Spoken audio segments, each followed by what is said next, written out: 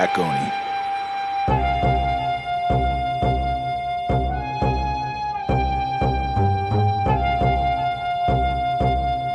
You're now listening to the Black Oni podcast.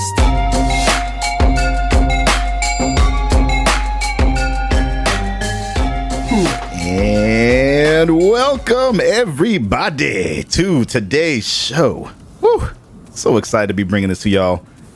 First and foremost, thank you so much to my lovely co-hosts and guests on the podcast. I'm always excited to do this podcast, and even more so now because of this monumental occasion. So without further ado, we're going to go right into the person who was directly on my, is this way right here? Hold on, let's check it. Yeah, on my left, on my right. Sorry, I'm facing left, but it's on the right. It's wild. We got the audio lover. Yeah, right. What's up? Yeah, man. What's going on with you, man? Where can people go find more of you? What are you all about? Give us the lowdown.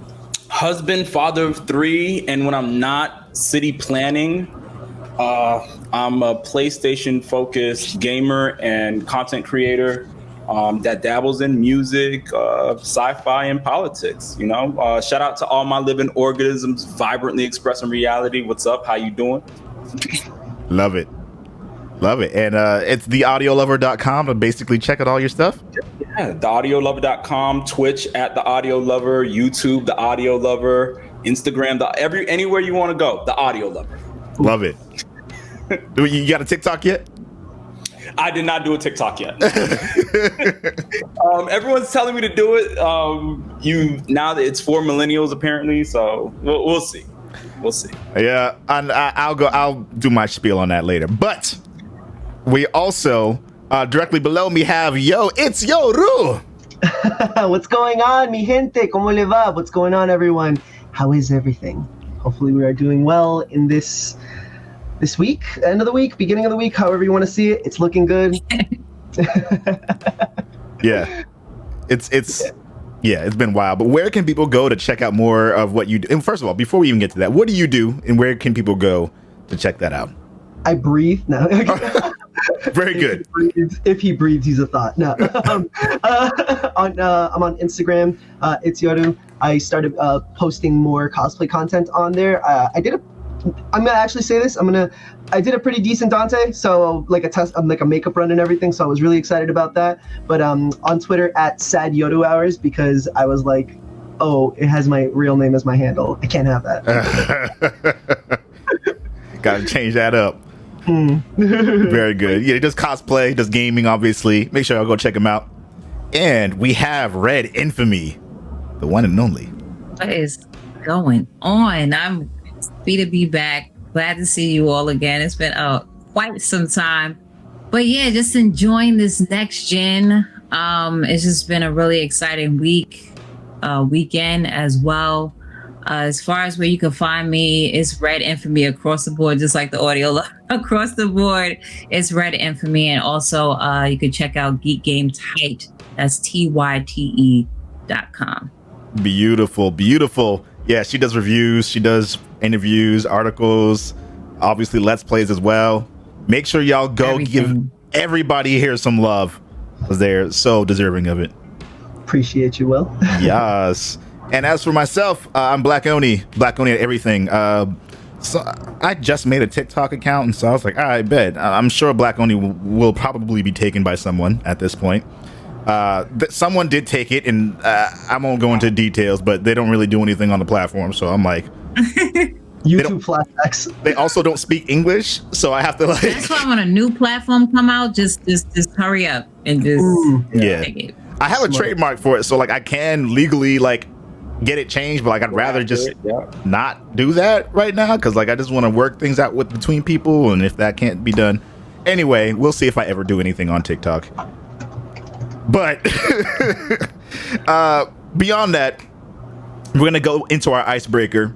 We're going to ask the age-old question: what has been the strongest launch lineup for any console? And whoever wants to talk, just speak out. If you got something on your mind right away, you can. Otherwise, I can go down the order of what we already got, starting with I mean, I can start. Nobody else want to start. I can Go ahead. start. Go ahead.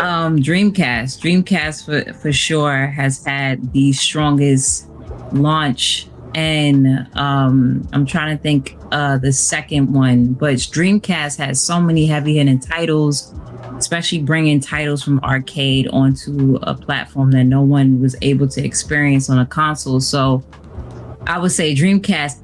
I'm upset because I never owned the Dreamcast and I wanted one so bad. Oh no. And I dragged my mother. If anybody's from Queens or New York City know about the Coliseum, it was sitting right there, but they wanted too much money. Like they was just trying to sell it. So, but yeah, that's the only Sega platform I've never owned. I've had like every one, but yeah, I would say the Dreamcast had a very strong launch. I'm looking at this launch right now. I'm seeing House of the Dead.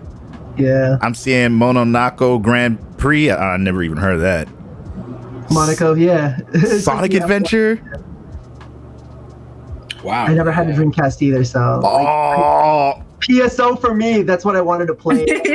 Oh. And the thing, as weird as it sounds, I'm a huge horror guy, so like the thing on Dreamcast was actually pretty well done. So I was just kind of like, I see something I can't play. I'm gonna scream into the void. But I feel you. Oh my God! Ready to Rumble. Do you remember that game? Dude, I loved Ready to Rumble, bro. That was the game that I was like, yo, I want that game so bad. Yes. But yeah, yo. Oh my lord. I gotta admit that was a really good launch lineup as well. Power Stone was a launch game? I didn't know that. I didn't know that. I didn't know that. I'm trying to see, it probably was in a launch window. Okay. It was in a launch window, and I wondered because I was like, I could have sworn I came a little later. I do remember getting the Dreamcast. I don't remember if I got it right away the year it came out or not, but it was Christmas, and I remember playing Power Stone. So it might have been, but oh my God, y'all, Power Stone was so good. Yeah. Oh man. Who was the developer for that? Capcom. Because they had the Mega Man style game, like the art style, right? Like if I remember correctly, or just like a cell shading that resembled Mega Man. Yeah, they did. Yeah. It was a cartoony style for sure. But yeah, I'm trying to think if it came out. Was it a launch window title? I got to see the release date because Dreamcast came out September 9th. Yeah, I'm about to show some gameplay of Power Stone because that game was just phenomenal. Yeah. For me, I just to chime in real quick, PS2 because it's the one that I vividly remember. But you guys remember Time Splitters off the top of your head? Yes. Yes. Annoying as all fuck game. Dude, I was just like, why can't I beat these like cretins in like the first level and I just get stomped? And I'm just like, all right, well, clearly I'm a horrible gamer, but here we are. Also, what was the other one? Armored Core 2. You know that I'm a big, huge mech fan. So man. Yes, I love Armored Core. Bro, Armored Core was the shit. I remember playing it at the end of the life cycle for PS1 going, oh my God, this game is like everything I've ever wanted. Because Gundam Wing came out at the same-ish, or like roughly around the same like window. And I was like, this is as close to Gundam Wing as I'm going to get. And then PS2 came out and then Armored Core 2. And I was just like, yep. Yo. PS2 was fire. Yeah. I love Kensen. That was like the game for me that I really wanted, and I did get it for Christmas. That was like the best Christmas because I got a computer and a PS2.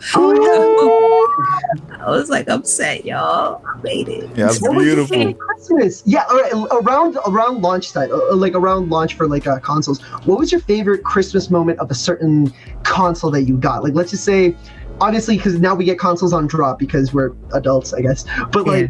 During when we couldn't buy our own stuff, we had to wait for either a birthday or a Christmas.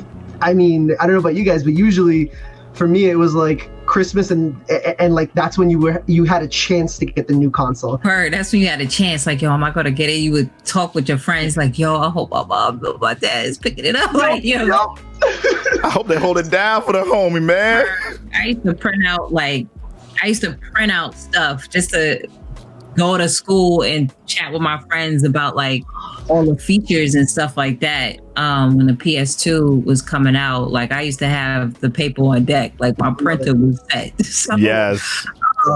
But yeah, like I would say the PS2 for me, like all the systems I got as a kid during the holidays was dope. But I don't know, PS2, I guess because I was older, I I can appreciate it even more. I understood the features. I understood what it took for the games to be made. And I would say like that PS2, and especially getting your own computer. You don't have to be on a family computer that's old. Yeah. Yeah, that was the best moment for me.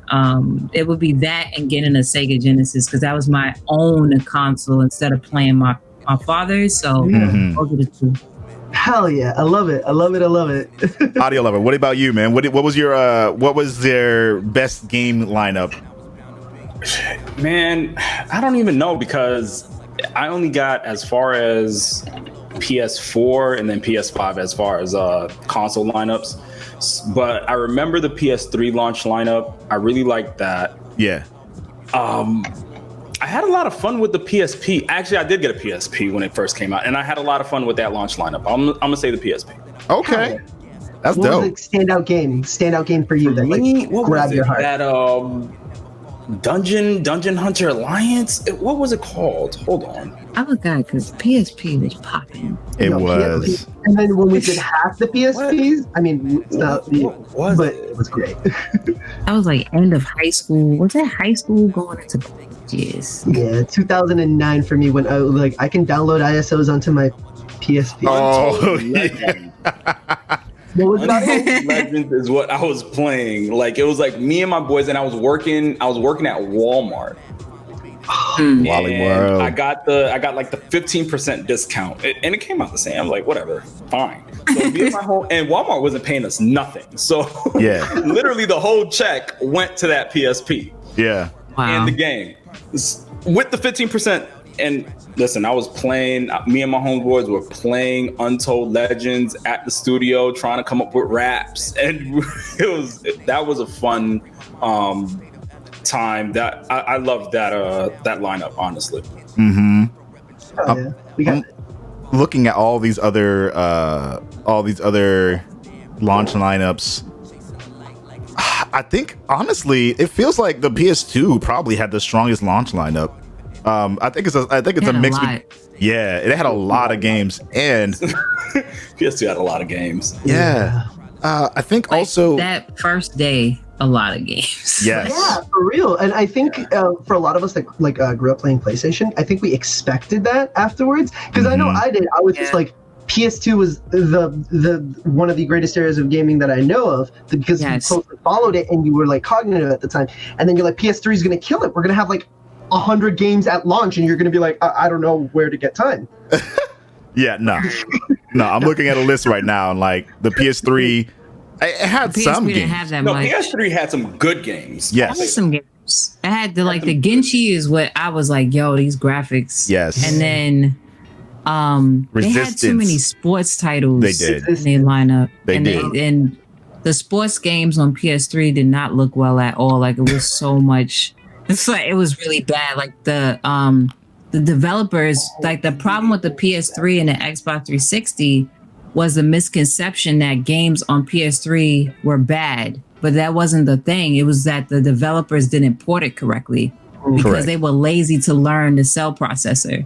So Okay. Yeah, they it's were a just totally lazy. different infrastructure. So, yeah, it was easier to develop on the 360. It was the same, architecture as like the PC and everything. So by time they was like, well, this is easier. They came out first. They have the install base. And then when PS3 came out, like, we just gonna port it over.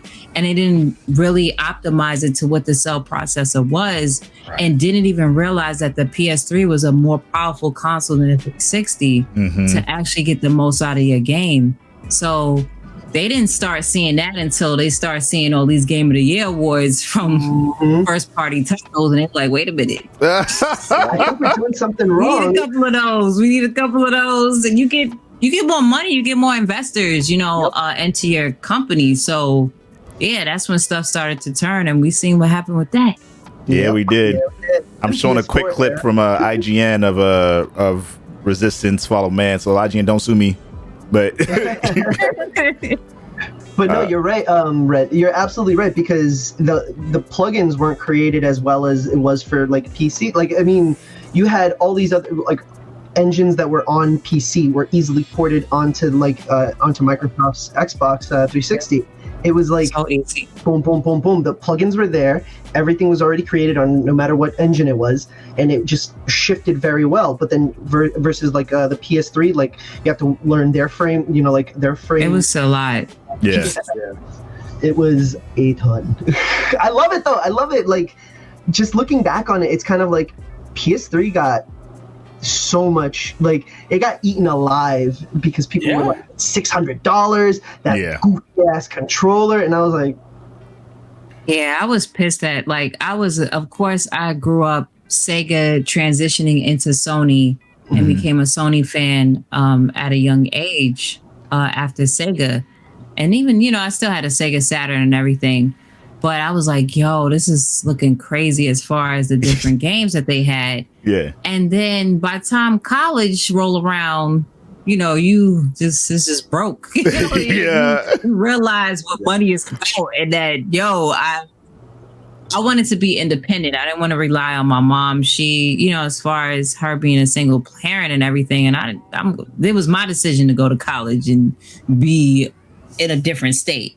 So when I seen that price tag, I was like, I'm sorry, y'all are absolute lying. The 360 had a better price point. Of course, it was already out. I was rocking on there, and I used to actually tease people for having a PS3 at my university. To tease people, I'm like, "Who you playing with? Yourself?"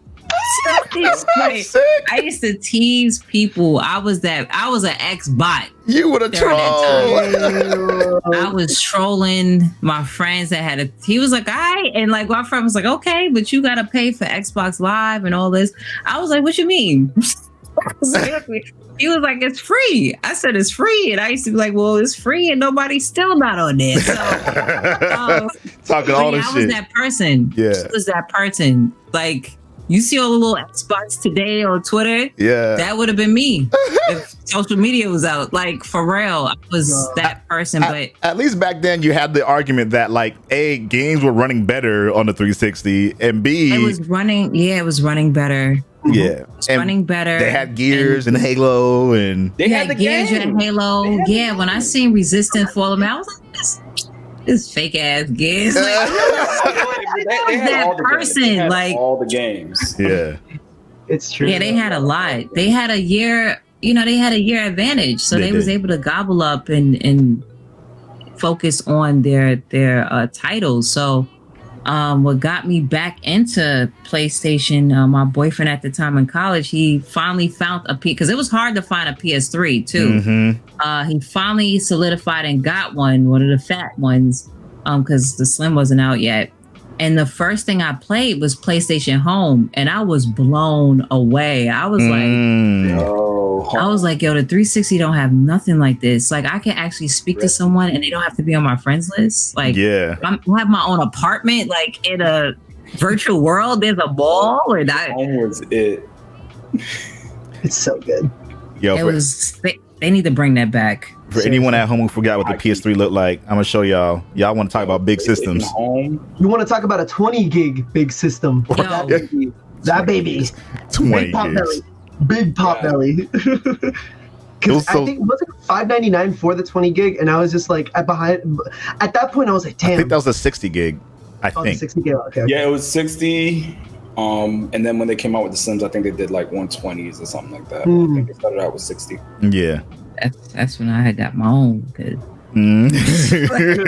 They ain't got enough room for the both of us, fam. You know what I mean? Acts like, yeah. It took a while. It makes me happy that you guys feel the same way too, because at work I work with the younger demographic. So I was like, oh, what was your first like console that you remembered? They're like, man, my first console when I was like 10 was the Wii, and I was like, you need to stop right there. You need to stop right there. The 3D gamers. Yeah, right. I'm just like, no, please stop. My heart hurts so bad. I was like, okay, this is not good. Oh man, we talked about this during another cast too, where like bringing your kids on and like helping them learn the evolution of gaming over time. Like when I have kids, I'm definitely gonna like, all right, here's this basic ass Mario. I do, yeah. I want them to know the origins for sure. Yeah. And the pain of Contra. I want to just be like, if you are my son, beat this. He's just gonna be, or my daughter. She's gonna be like, Dad, what the hell is this? And I'm just like, For pain. real. You will learn. My kids, all they play To is Subway Surfer. They're like, what's a PlayStation? Like, Stop. Oh my like God. Subway Surfer. But they be Oh killing my it though. I was like, dang, I can't do that. Touch controls, right? On like On the mobile, they just Yep. jump. That's even more impressive to me. That's it. Like Tap Tap Revolution and all those games. Yeah. Like some kids are like, how do you not know how to do this? I'm like, you're looking at me and you're getting 100%. It's like Fortnite, man. Look, I seen kids playing Fortnite on a tablet, and it was just like, Yo, I was I like, just see building, building, go, shoot, Yeah, shoot. and it, that's you. I'm I feel terrified. like that. That's I'm you. terrified at that point. At that point, I'd just be like, you know what? You're doing all right. Never mind. You got it. Yeah, you don't need my help. I'm so glad. I know we're getting off topic here. I'm so glad COD is doing as well as it is, because like I'm tired of Fortnite. I'm so glad that like Seriously. a shooter is like taking on the role of most popular BR right now and like I'm very happy about that. I But still haven't played Fortnite. I mean, Yeah. you know, I played it twice. I can't. You know what it is? It's not. Said I'm twice. not knocking Fortnite. It's that I feel like I would actually get like hooked on Fortnite, Oh, and I can't. Like That's I fair. don't. That's a different from our demographic. That's from our it's more age, like, yeah, different. yeah. For Fortnite, I'm like, wait, I have to build and shoot. I was like, this is so weird. And I remember my friend got a pre-alpha code for us, and it was literally just a PVE. And I was like, this is so much fun because you could build and then you can fight the Right. zombies. yes. Totally Yeah. different thing when it became released, and I was just like, I'm getting sniped on by I think a 12-year-old. I'm going to stop. Yeah. It was It's supposed like to. the and that, entry I can't age mess into with esports for them. Yeah. Yeah, it is. And now And you're old when you're 16. I said, what? and then they're like, I got these old man hands at the age of 18. I'm like, please stop. Every word coming out of your mouth feels like daggers to us. I feel like I Yeah. could have gotten really good at that game if I like really only played that game. And Yeah, 10,000 hours. yeah, you I'm just just. don't got the time. I like other shit. I like to play games. I like to see what else is out there. So I'm just not gonna do that. Yeah. Yeah. People who like I know people who legit play Fortnite and like that's all they play. Like I have friends who like that is their PlayStation is their Fortnite system. Like, Yeah. that's all they play. I'm like, bro, are you serious? Like there's other games on your console. Like you get 2 free games a month with PlayStation Plus, and like Facts. you legit only playing Fortnite? Yeah. Like for real though? That's Not wild. to dunk on anyone else that likes Fortnite. If you like Fortnite, great and all that, but just for me, I feel exactly where you're coming from, just because there's so much variety out there. There's so much stories to tell, to take in. Just, I only want to be killed by a bush so many times before I go, fuck this, I'm done. Them damn bushes, man. They always coming to get you, man. Goddamn bushes. I hate them. Someone sneezes, the bush just says, bless you. Huh? Right. Yeah, PvE Fortnite was really fun, but they literally just put all their attention towards the PvP, the battle Started royale. getting that money. They were. Microtransaction, papito. They make Started so getting much that money. Yeah, So much bank. they did. I can't knock them. What I'm gonna tell them? Can't even be mad. What I'm gonna tell them? Can't even Stop be doing mad. that. Literally wiping tears with like $1,000 bills. It's like, how do you even have those? Those don't exist. Right. To poor people that don't, I'm like, yeah, you're right. You're probably right. You're probably right. Never seen one. Can't say anything. I hate you, but So yeah, man, I feel like there's so much we can even talk about, just the generational gaps of gaming. But we talked earlier about the old school, Xbox, PS, Dreamcast. We talked about the past. Let's talk about the future and the now.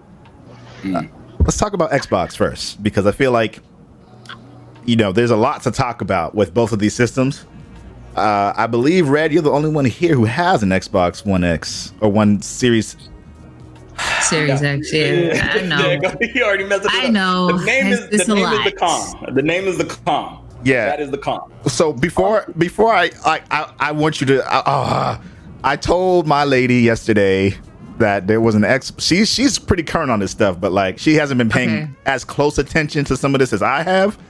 And so I was like, yeah, the new Xbox is out. And I was like, you're so lucky to have me here if anyone in your circle ever asks about the Xbox, because there are a lot of them in circulation in some way or another. She's like, what are you talking about? She's like, there's the Xbox 360. She's like, wasn't there ever an Xbox 2? I was like, no. No. Technically, yes, but no. She's like, wait. They went from Xbox to Xbox 360 to Xbox One? One. It's like, yeah, it gets worse. It gets way worse. Like right here, just that right now. You're like the Xbox One X series. No. It's a lot. I mess up too a lot explaining or whatever. But as far as the Series X, I've only played 2K on it. Okay.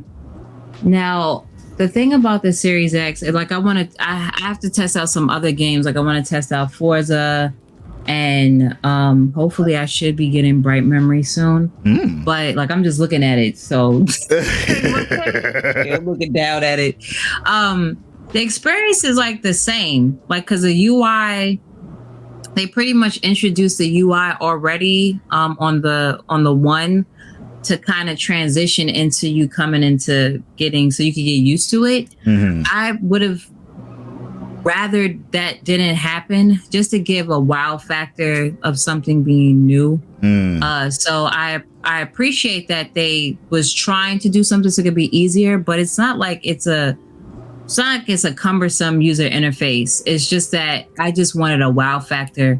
Now, of course, on just to parallel that to PlayStation, but not to dive into it, of course, PlayStation came out with their new app and it had like a new tone to kind of get you ready for the UI on PS5, but it didn't dive in so much. Yeah. But on the Xbox, it like, it's the same thing. And I wish they would have never did that because you need some type of wow factors on the basis that you don't have actual launch titles on your launch date.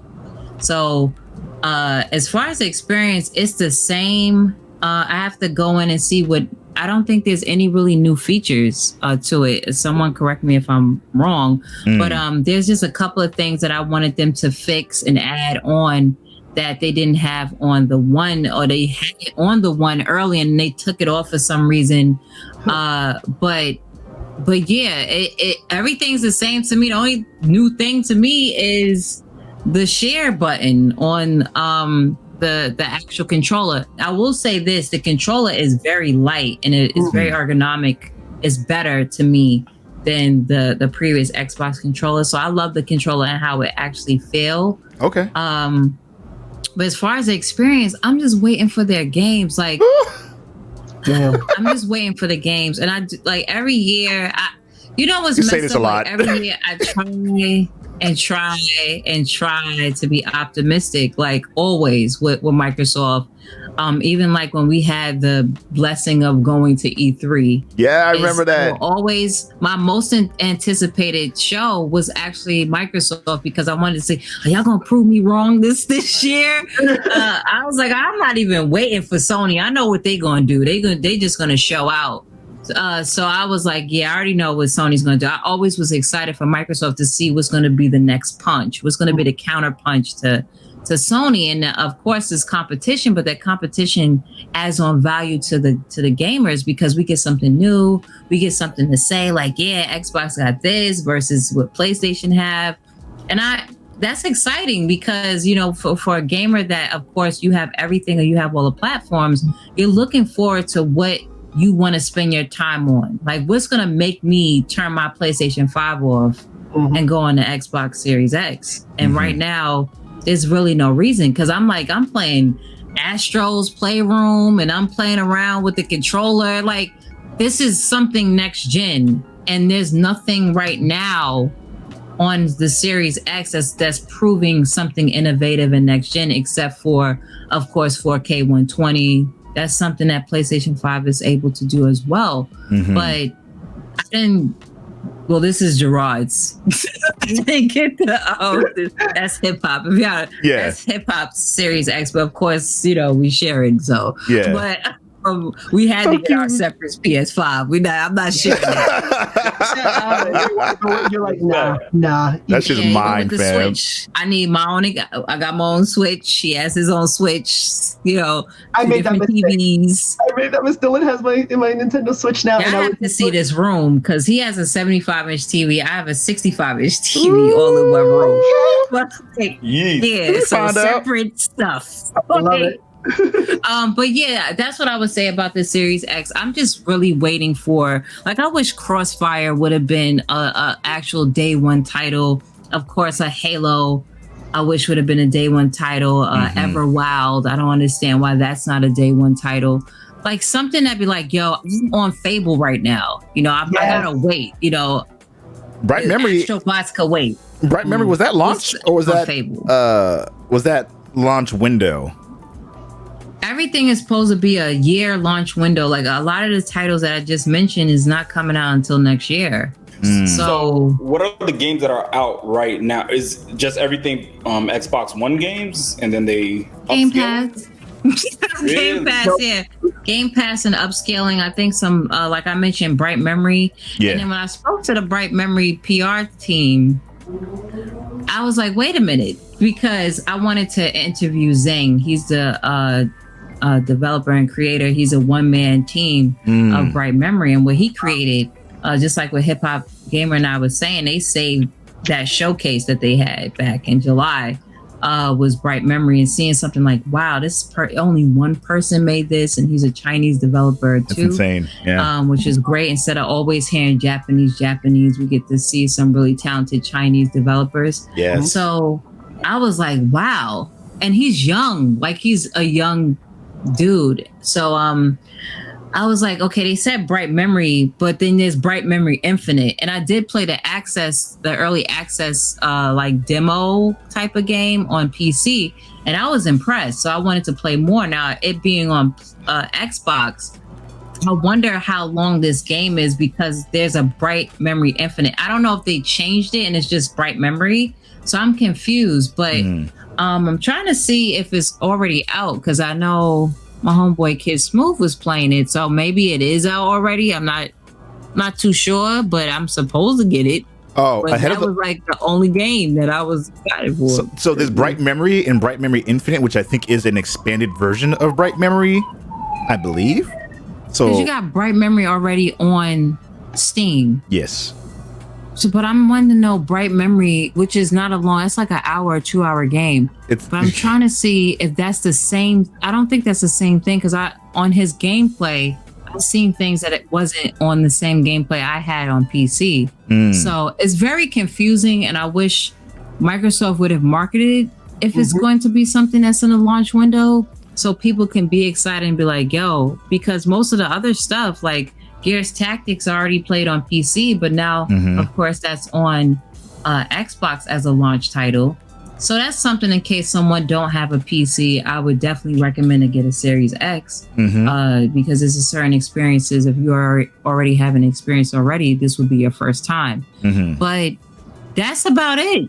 That, like, for my experience, I'm just going to test out a lot of the 4K 120 or 4K 60 aspects of things, but it's not really something too much new. That's just something they didn't have consistently as promised that they were supposed to have on a Xbox One X. So Yeah, this is coming out in 2021, just as a little context, but yeah. what, for the Infinite? Yeah. See? Because when I spoke to the team, they was like, yeah, because he's still working on Infinite. And I was like, but I thought that was No.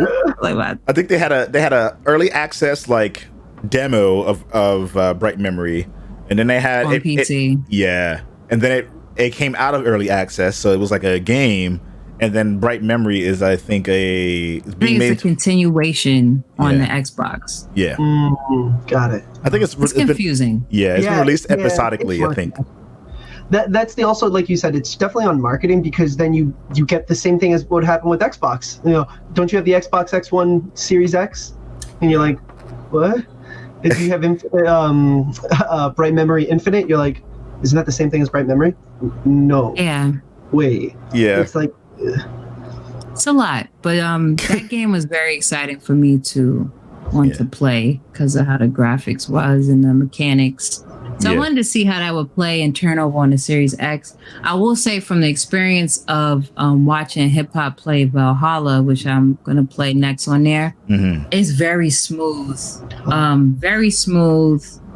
And the graphics is just fluid. So I do see that being something, if somebody had both the systems, they might want to play a lot of their third parties on the Series X. I haven't tested it on PS5 to see if it's the same thing, but a lot of it is going to be very close in the same thing, to be honest. As far as the quick resume was confusing at first because you have to press the home button, and then when we went, anybody that owns an Xbox, when you press the home button, then it has this menu on the side, and you could pick from the different games. We did that and nothing happened. But once Sarita said go home, then pick the next game, and we did that and then it worked. I don't know if there was like a patch that needed to come out because I did see other gamers when they did go to it. Yeah, it did the quick resume, but when we did it at first, it didn't. So, but that's pretty cool. But on PS5 side, I like their what they have too. That I guess we could go in when the topic comes about. Yeah. And once again, folks at home, if you have questions, feel free to ask us those questions. We have a Q&A section that's dedicated to answering those questions afterwards. But, unfortunately, I don't have an Xbox Series X. I don't have any personal experiences with it. All I have is kind of what, people like Red and other content creators out there who've been telling me what the experience has been like. Said it's very smooth. The UI isn't anything, different than what we're already seeing on the regular one. The controller, you told me a little bit more about the controller than I had known. I didn't know that it was lighter. It's way lighter than the previous one. Even with of course, the AA batteries in there. How are we in 2020 still shipping consoles, not even with rechargeable batteries? Like, they didn't even include the rechargeable AA's. You got to hold on. It doesn't come with it. You have to put batteries are not included. Oh, because Gerard did the unboxing of it. I have to check and see. I think it did come with it because he would have had. I don't know if he went into I don't know. I'm pretty sure it did come with it. Rechargeable or just regular? Oh, you're talking about a rechargeable? No, regular. Yeah, it doesn't come with rechargeable batteries. Yeah, no. It comes with the regular. The fact that it still comes with the regular smuggler things. But yeah, I don't understand that. And for all the Xbox hardcore fans, they always do this damage control real quick. Well, I'm able to take it out, and it lasts as longer than your short battery life control. That is exactly what they're saying. It lasts longer. What about isms? It's like, oh well, that's fine, but what about PS5? And you're like, what about? Can we focus on this? And oh my god. Yeah, I don't get the damage control fans. It's like if you're a fan, you're a fan. But when y'all start going into looking like another group of people that we're not going to talk about, it's like, come on, like. Oh my god, I love it. I love it. I'm like, come on, y'all looking like these same crazy people that we see, come November. They ain't got no masks on or nothing. Yeah. Yeah. Like, y'all, like, why? And then when you kick logic to them, and they do a little crazy. The mental gymnastics, even let's just. I'm even thinking of it on the Twitter that I've seen, and just like how my eyes have just been open, just because it's like, oh shit, they are making excuses. Oh my god, you're right. It's like, don't just be like, yeah, I know. Just say, yeah, I know. Say, yeah, I know. 2021. Because I personally feel like the Xbox Series X should have came out next year. That's my personal opinion. Because that's where all their games is coming out. All right. So to counter that, I have to counter that because from one perspective, I agree. Like that's when you can have your biggest impact. But if you give PlayStation if you give them a twig, that will be a tree for them in this situation. So like, but 2 days ain't enough. I mean, they only had a 2-day head start, and what are they coming out with? There's still Xboxes available. That's all I'm saying. What? Right, and that's a big deal, right? Because I've seen even Xbox fan, like the Xbox, they'll cop 3, 4, 5 PS5s to resell, but they'll only cop one Xbox Series X because they know they ain't gonna make no money. Sure. Yeah, I've seen that. No, you're absolutely So that's the motherfucker that's causing me to not be able to have a PlayStation 5. Yeah, he's the reason. You have to call out our brother be the Xbox. King David. And they don't realize they're hurting their own brand because what they're doing is they're creating a shortage, propelling and hyping the PlayStation. Hey, so you much actually more. hyping the PlayStation. Yeah, that made no sense. I'm sorry, my brother King David from Iron Lord Podcast. Yeah, exactly. You know I love you, bro. You know I love you. Shouts out to the Iron Lord Podcast. I love them. I love what they're doing, especially for the Xbox fans. But David, bro, you ain't looking like the real King David in the scriptures right now, bro. You so cute, like because you copped mad PS5s. Why you didn't cop a lot of Xbox Series X's? No, it's kind of cold in here from all this shade. No. But it's real though. Like, It's real. If you know you can't, like, Turn the lights I've off. seen so many people cop PS5s, multiple PS5s to reflip, and then I'm looking at the Xboxes and I'm like, Yeah, they're just stagnant. said the same thing, Oni, as far as like, yeah, you can't even extend a piece of a branch for Sony. And I'm pretty sure they didn't want to do that to keep the momentum. And this is why they had the fluffer of Game Pass, which is a great deal. Don't get me wrong. Great deal for anybody that is trying to be more economical with their spending, especially in these times. It's a great deal. My thing is, a lot of people, and including myself, because I can attest to this, I have Game Pass and I'm actually wasting money every month because not just because my primary platforms is PS5, the Nintendo Switch, and PC. There's nothing enticing me to want to just go on there except for my friends and if there's a specific game we all can play together. But there's games in the Game Pass that I'm never going to play. I look at it. It's like Netflix. You have all this content. There it goes. You're spending time over and over. Like, am I going to look at that one movie, or am I in the mood to look at this show? And it's the same thing with Game Pass because it's just too much. It's like It's too many games. It's worse. You're not going to get to them. It's worse. And I thought about this actually last week, right? Like, I'm like, is the subscription model actually good for video games? Like, it's not even just Game Pass, but like Stadia, PlayStation Now. Like, is that subscription? Because it's with Netflix and Hulu, it's linear, right? So you'll watch it in 2 hours, you'll watch a show, whatever, you'll binge it. But video games, it could be 60 hours. That's true. On one video game. So does it make sense to have, and I'm not knocking Game Pass, I'm talking about all of them in that. All of them, yes. I'm wasting money on PlayStation Now too. Yeah, like, does it make sense for video games to have that subscription-based model? So when everyone was like, yeah, Game Pass, and I was like, damn, Game Pass does sound like a good idea, but then I started looking at it long term, I'm like, but is it though? Yep. I would argue it's not for everybody, but it's also one of those things where, like, I have Game Pass and I haven't played a Game Pass game in an extremely long time. See? I want it to be successful because I think it's a really dope way to consume games, but only for people who don't already have a lot of games that they're cycling through already. So, like, Exactly. I can't speak for every gamer because, like, I have a very specific scenario set up for me, right? Like, I'm a content creator. I am someone who gets offered codes to present them to a community of people. Like, I'm never at a shortage of games to play for the most part. But if I weren't a content creator and if I only spent my money on like maybe a few games per year, like, it would make a lot of sense for Game Pass. Because even if I would have spent $60 racked up over the course of several months, like, that would have been 2 or 3 games that I would have played through and just kept it moving to something else. Yeah. So I can actually, from the internal, I won't go into details, but from the position, Will, you know this, gaming streaming services are what the industry considers the future.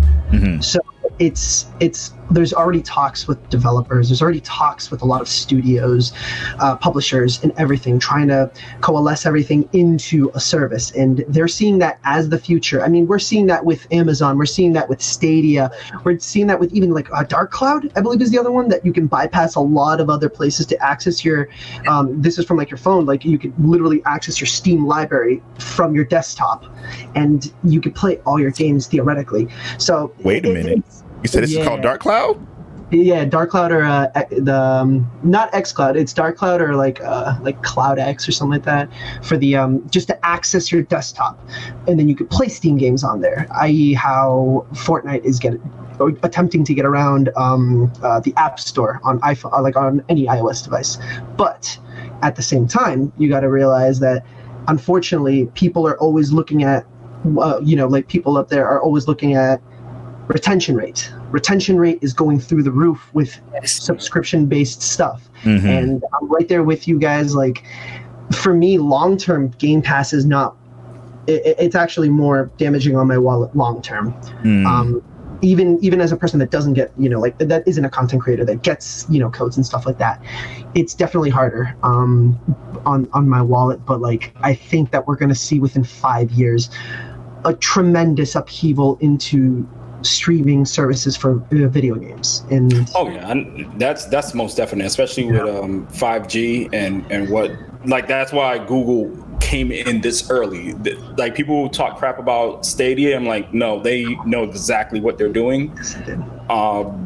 It's average. Like, they're betting on advertisement. Like, people don't get it, and they're betting on 5G and you're being able to just have a lot more downtime when you're going from place to place. There's a lot of stuff that's going to happen in a couple of years on why streaming services are going to make sense, especially when you're talking about more mobile. And I get it, because like, you don't want to download a 20, 50 gig game on your phone, even though your phone can run it. Right.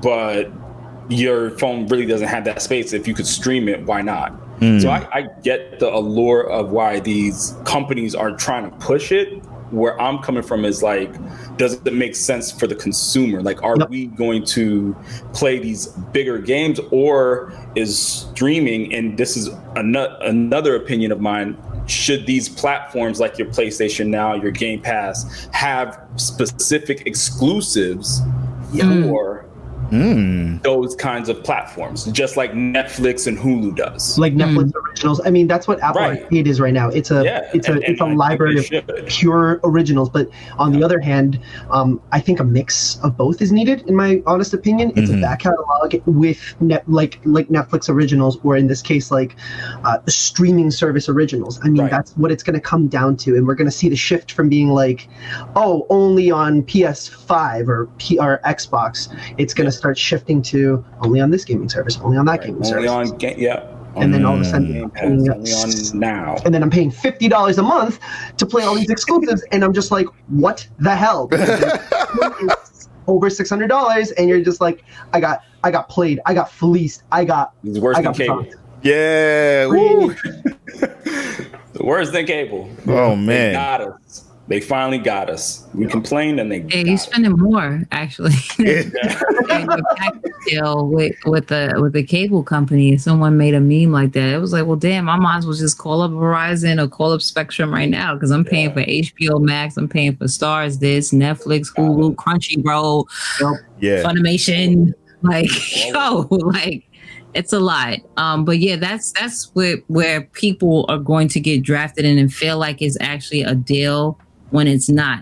And it's like Oni, when you said, it really depends on the profile of the gamer. Some, people like us that, of course, we're blessed to either get games or just have the means to get in the games and want the latest stuff. There's people, especially in these times, that don't. And the best bet is for them to get a Series S or to get a digital PlayStation. And that's why I was happy that, PlayStation came out with something as far as with the PlayStation collection, to at least give you like 20 games. Yeah. You know, if you have That was dope. Plus. So That was really good. I think Game Pass with me, I really have to force myself, and I think they do a great job introducing new indies, especially to Game Pass that I don't see on PlayStation Now. That's the one thing I would say they have up. But with PlayStation Now, you get, well, I think it's like 500 games now, if I'm not mistaken. You can download a lot of them actually now too. Yeah. You download a lot of them now. As far, especially the PS4 titles, you're able to download those instead of the stream. But yeah, Game Pass, of course, have some type of value. It's just that you have to be careful what you're going to get out of it. If you're someone that's playing multiple latest games, the only thing that enticed me to get Game Pass to begin with is that I was able to get and play Gears 5, you know, day one. I was able to play Outer Worlds. But regardless, there hasn't been anything extra except for, of course, going into the next year, all these other games will be on, they're going straight to Game Pass. Yeah. Like Halo. So that's the reason. Yeah. Halo, Fable, Everwild, Crossfire, like all these titles, Hellblade, are going to be in Game Pass. So that's, you know, for someone like us, it's like, well, you know, you could cancel it right now and just 20 till next year, and there'll be more of a value, because that's what I'm about to do. I had seen my statement. I was like $15. So like, I'm not even using it. I could have put that towards something else. So they're gonna keep increasing the price over time too. It's gonna be like Netflix. It's just gonna be like $20. So. Yeah, we're gonna be paying $20 for Netflix, and we're gonna be like, damn. Y'all remember when it was $7.99? Yeah. I'm about to ask for a la carte on Netflix. I'm like, I don't even watch half these shows. Y'all gonna have to do something. This stuff, and then we're like, like I'll be watching half of the stuff y'all promote as NX anyway. Like, give me an NX. Like, let's go. Let's bring it back. Let's bring the price back down. Yo, for real. Netflix is ridiculous. Wait, how much is it now? It's 18, I think. Really? Yeah, they brought it. Yeah, they brought it up to $17.99. They just brought it up. Holy shit! I gotta talk to. I think it's because now they're running 4K, so like that's why, like that's their reasoning behind it, I guess. Okay, give a 4K option then. Like that's just so ridiculous. Yeah. Oh, $18. No, there's. I think you can still get it for like. You can still get regular. That joint's probably regular. Okay. Yeah, like $9 or something like that. But it's like you're not getting HD at all. Like I think it's all standard. It's all 720p. Just like, what is this? Yeah. Oh God, no. Yeah. Is that a titty? No. Oh my God. They lost their damn minds. I'm saying, it's like, inflation's a thing. We get it, but like, at what point do you just go, enough is enough? They spent a lot of money on original content. My thing is that they make so much original content. Like they're trying to get everybody, and it's like, bro. Yeah, they entice others to start doing it, like Amazon and Disney Plus platforms. I mean, it's crazy too, because it's not to go too off topic, but like there's things on Hulu, Amazon, Netflix, and Disney now that I'm pretty sure you guys are like, as well as a lot of people, like really love, and you're like, well, that's a Netflix exclusive. Well, The Mandalorian's Disney exclusive, and I can't even binge it because it comes out episodically. So I mean, that's going to be a thing. And then like at that point, you're like, well, I'm already hooked for at least 10 weeks. 10 weeks times, what is it, like $7.99 or anything? That's already $70, and then not on top of your Netflix and everything else. So it's like you just gotta have it on and then turn it off. Just go ahead and get cable. At that point, might as well, like or this is why a lot of people are just doing like family, like, hey, you buy Netflix and I'll pay for the Hulu, and like, all right, cool. Like that's how broke we all are. Just especially like, COVID, man. Shit, people just adding up. I just did it with whatchamacallit too. Yeah, internet too. Oh my God. Internet's another one that I'm just like, nah, please. And then the worst part is if especially they have like a Spectrum monopoly or like a Verizon monopoly, and you don't get really good internet because it's the only option in your town or city, and you're I like, got a Comcast monopoly right now. I'm dealing with. Yep, there it is. And then I'm like praying, and you're like hoping and begging and praying for like another like Google Fiber or something to come out, and then you realize they're just like, we're still not in your area. I'm like, really? It's been 2 years. Yep. I live in a very heavily metropolis like city. How is this still not here? And right next to Boston, it's like, please give me something. Yeah, Please. Audio Lover works in this kind of thing. Like he does city planning and infrastructure. I'm just gonna send It's bureaucracy. straight up like, Bureaucracy at its finest. I'm gonna just say that. oh yeah, I know. It's not happening. Shit is not. happening. It's It's just like why you got your Xbox selling 6 PlayStation 5s. Yep. All right. Yep. Everyone wants their hand in the pot. Yep. That dollar. And then you're gonna toss more money so that way there's no monopoly or That's there's all like it is. no, you're right. Or to keep All this it person out. Yeah, you're right. Listen. Go ahead. Verizon says, "Yo, we're gonna be in this region.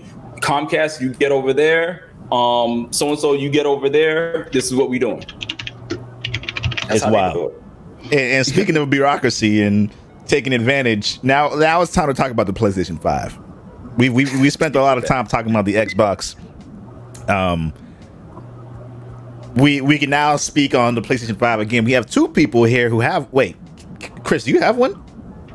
I don't even have a graphics card, so no. Okay, all right. I don't either. I don't have any of the new shit. I've got none of the new shit. I know we're just like That's okay. Soon. Soon TM. Coming, don't worry. I'm about to have to sell my Chicago ones to just be like, can I do nah. Yo, PlayStation, listen, if y'all are watching this right now, if y'all are trying to continue working with creators, Xbox did a great job working with a lot of creators, especially POC creators. Because they had a lot of If y'all are looking for more Yes, people a to do lot. some coverage, I got you. Listen, look at this room, okay? Look at how dope it looks. I can make it look sexy in here, okay? Look at his face. That's sexy enough. Just send him one, please. Just do it.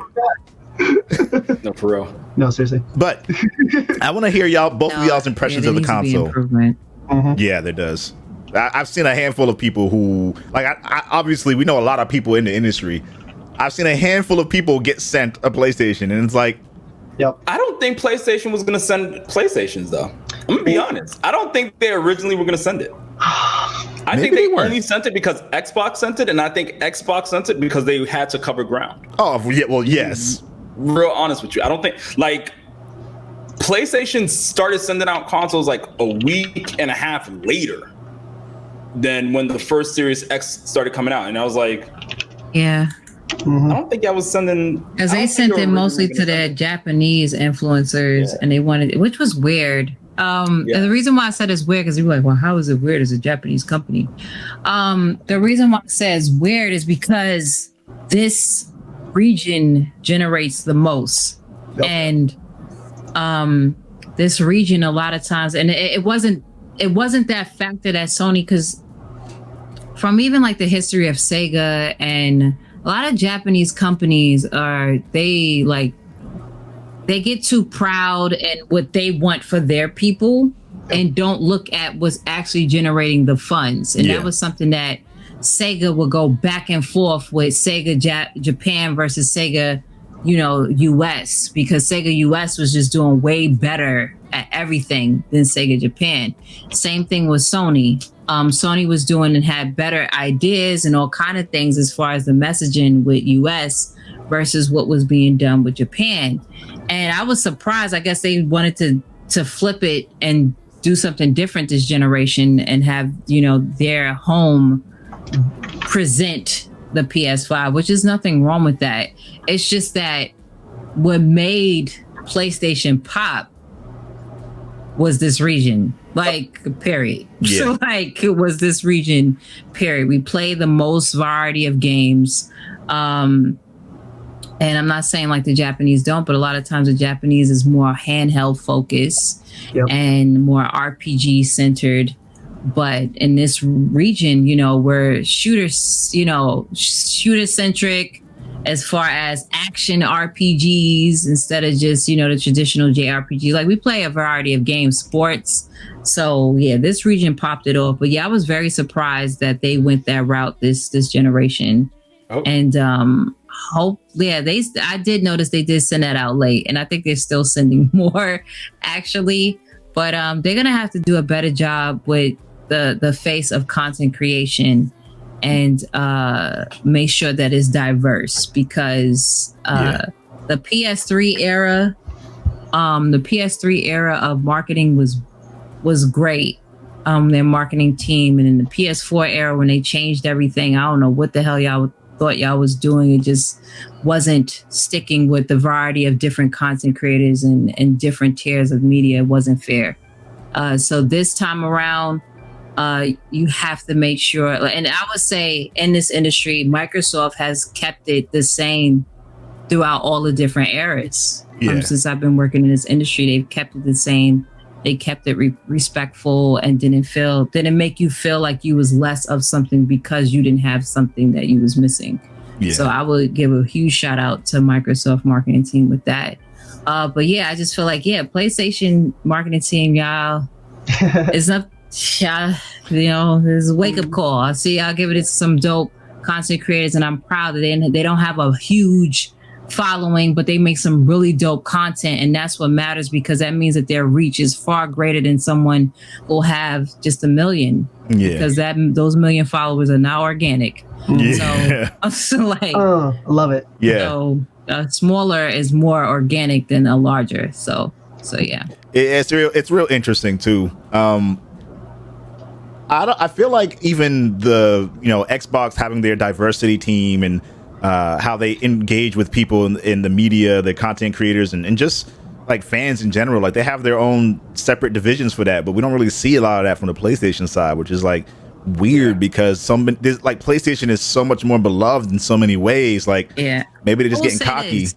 PlayStation, I feel like they're cocky. The UK division, is far better.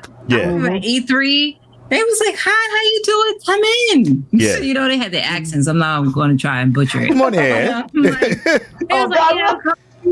Come in. Come in. You're welcome. And I was like, me? They treated me like I was at home, and their setup was better.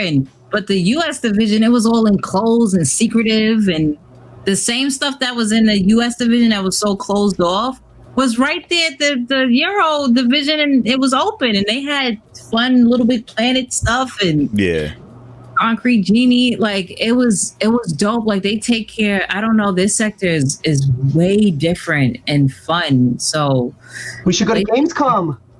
One day we should all get sponsored for the Gamescom. I wish. Can we please change? Like, I just need this whole COVID thing to go away. Yeah. I miss everybody. I miss conventions, friends. I miss seeing.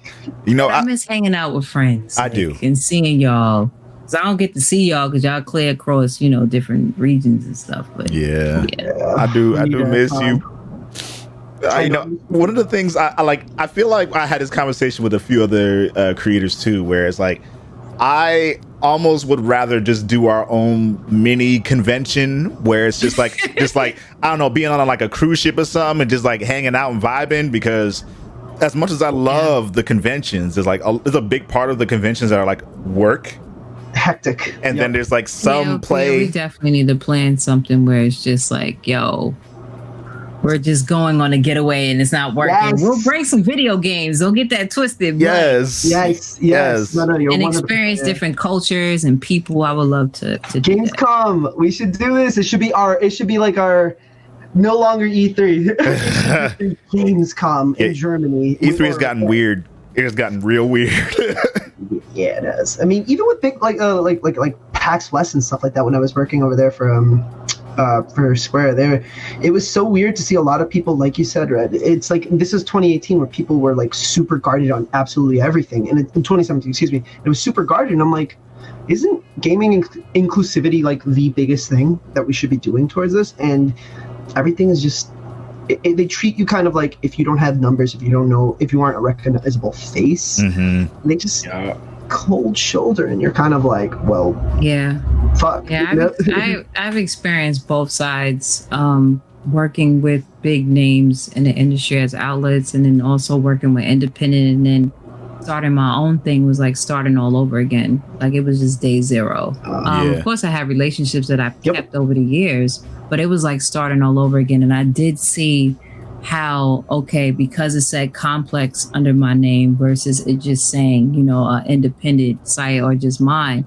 I got treated totally different. Treated totally different. And that's not fair, because a lot of the smaller, and especially we see it's so funny because from 2018 moving into this year, we got to see E3 kind of turn around. So one of the examples was at EA, and sorry to go off, but like EA, at EA, they had this big joint for like the section for the content creators was the big area. It wasn't like that the previous year. Yeah. The section for the media, the journalists, was in this little ass thing in the corner that we all was like on top of each other, kinda. Like, but the content creators had they had the computers set up so they could stream. Wow. The journalist was in a corner and wasn't doing nothing, and I'm like, where do I go? Like, where do I go? Because I'm both. I do both, and a lot of journalists, of course, haven't. And that's the thing about how, and all other industries, on how you're able to adapt and transition, because a lot of people, this whole COVID situation has not transformed good for a lot of industries and people because they weren't ready. Yeah. And we've been telling y'all for years on what's popping, and they weren't ready. And that's the same thing with certain journalists. It's like they've cut back on a lot of freelancers. Yeah. You know, they've laid off a lot of people. They cut down on residencies at outlets, and it's like, well, what are you stuck with? Because you relied on a name instead of your own. Right. And yeah. It's gotten so interesting, right? Like we've Red, we've talked about this to length many times, and Chris, like you've actually been with me at conventions before where I didn't get those opportunities that a lot of other people did in terms of like hosting for companies, hosting for media outlets. I had to make my own shit. And so in doing this, like for people like us, Red, we're in a good position because we've already been doing that. We've been the influencer and the media already. But for a lot of these other outlets, they're now seeing that they're not as important as they've made themselves out to be in the grand scheme of like media coverage now. Flip the script. Yeah. Have to. Like, by the way? You've probably gotten bigger scoops in stories than a lot of these media outlets have gotten, which is like goes to show you. Yeah, for real. Yeah, because a lot of those media people, they go, they cover something, and they actually leave. Like they're not there. I've even seen people just go into appointments, like they do what they got to do, they leave. You know, I'm the person that I stay there, and I actually want to gain a relationship with the person. I want to see what the team actually, you know, off camera and off recording stuff, like, you know, what it took, or what's in your life, what's happening in your life, you know, right now. How you doing? Are you okay? Because you've been at this booth for like hours. Did you even get something to drink yet? Yep. Yeah. There's been plenty of times I've gotten food and drinks for people, because it's like, I know how it is, because I used to do promo modeling, and I used to be at booths and settings, you know, being, you know, stuff with people, and I would be at a booth for a long time and hungry. Yes. And I had people bring me stuff, so I know how it is working in that life as well too. So, but yeah, it's all about gaining and building relationships, and a lot of people, they, like I said, they just relied on those big names and didn't make one for their own name. Yeah. You bring up a good point, and also a really good learning. Like for a lot of people that are trying to start out, like that's a huge point. Like you're absolutely 110% on the nail. Like that's 100% correct. Like, geez, man, imagine just being like, oh, I'm part of G4, or at the time, like I'm part of IGN and stuff like that. No worries, this and that. And then all of a sudden it's like, oh, I was so and so with IGN at the time. I'm like, who? You know, people are like, oh. That's how the introduction is. Yeah, I'm here from IGN. I'm such. You didn't even say your name first. Yeah.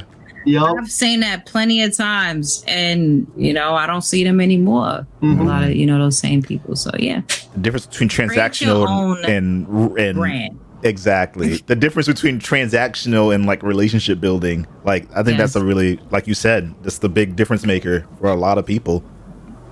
When you're writing a book, Red, I'm gonna read it. When you writing that book, To write a book. you gotta just like it'll do well too because you have amazing perspectives and from all sides of the industry too. So putting that into PDF or on paper, you gotta sign my copy. help. You gotta sign my copy. I'm here for you. You already know. But speaking of the paper, right? The details, the facts.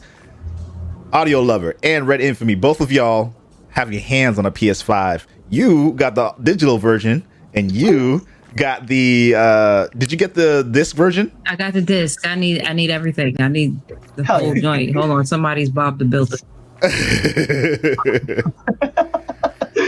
So, all right. Audio Lover, you tell me. We'll start with the digital version. I played the video of you unboxing it and kind of giving your impressions, but people couldn't really hear it because we're obviously talking over it. What are your thoughts on the experience from the system itself? I was excited, man. I was excited. You know what? Like I didn't even know it came in the black box. Everyone was hitting me up, calling me like, "Yo, you got the black PlayStation 5? You got the black PlayStation 5?" I'm like, "Yo, like it's just coming in a black box." People hit me up and was like, "Yo, I'm on Amazon on every site. I do not see the black PlayStation 5. What are you talking? Like, where did you get that? How did like everyone thought it was like some exclusive kits?" But the digital edition, honestly, so I think Will. I wasn't trying to get the digital originally. I was trying to get the physical originally.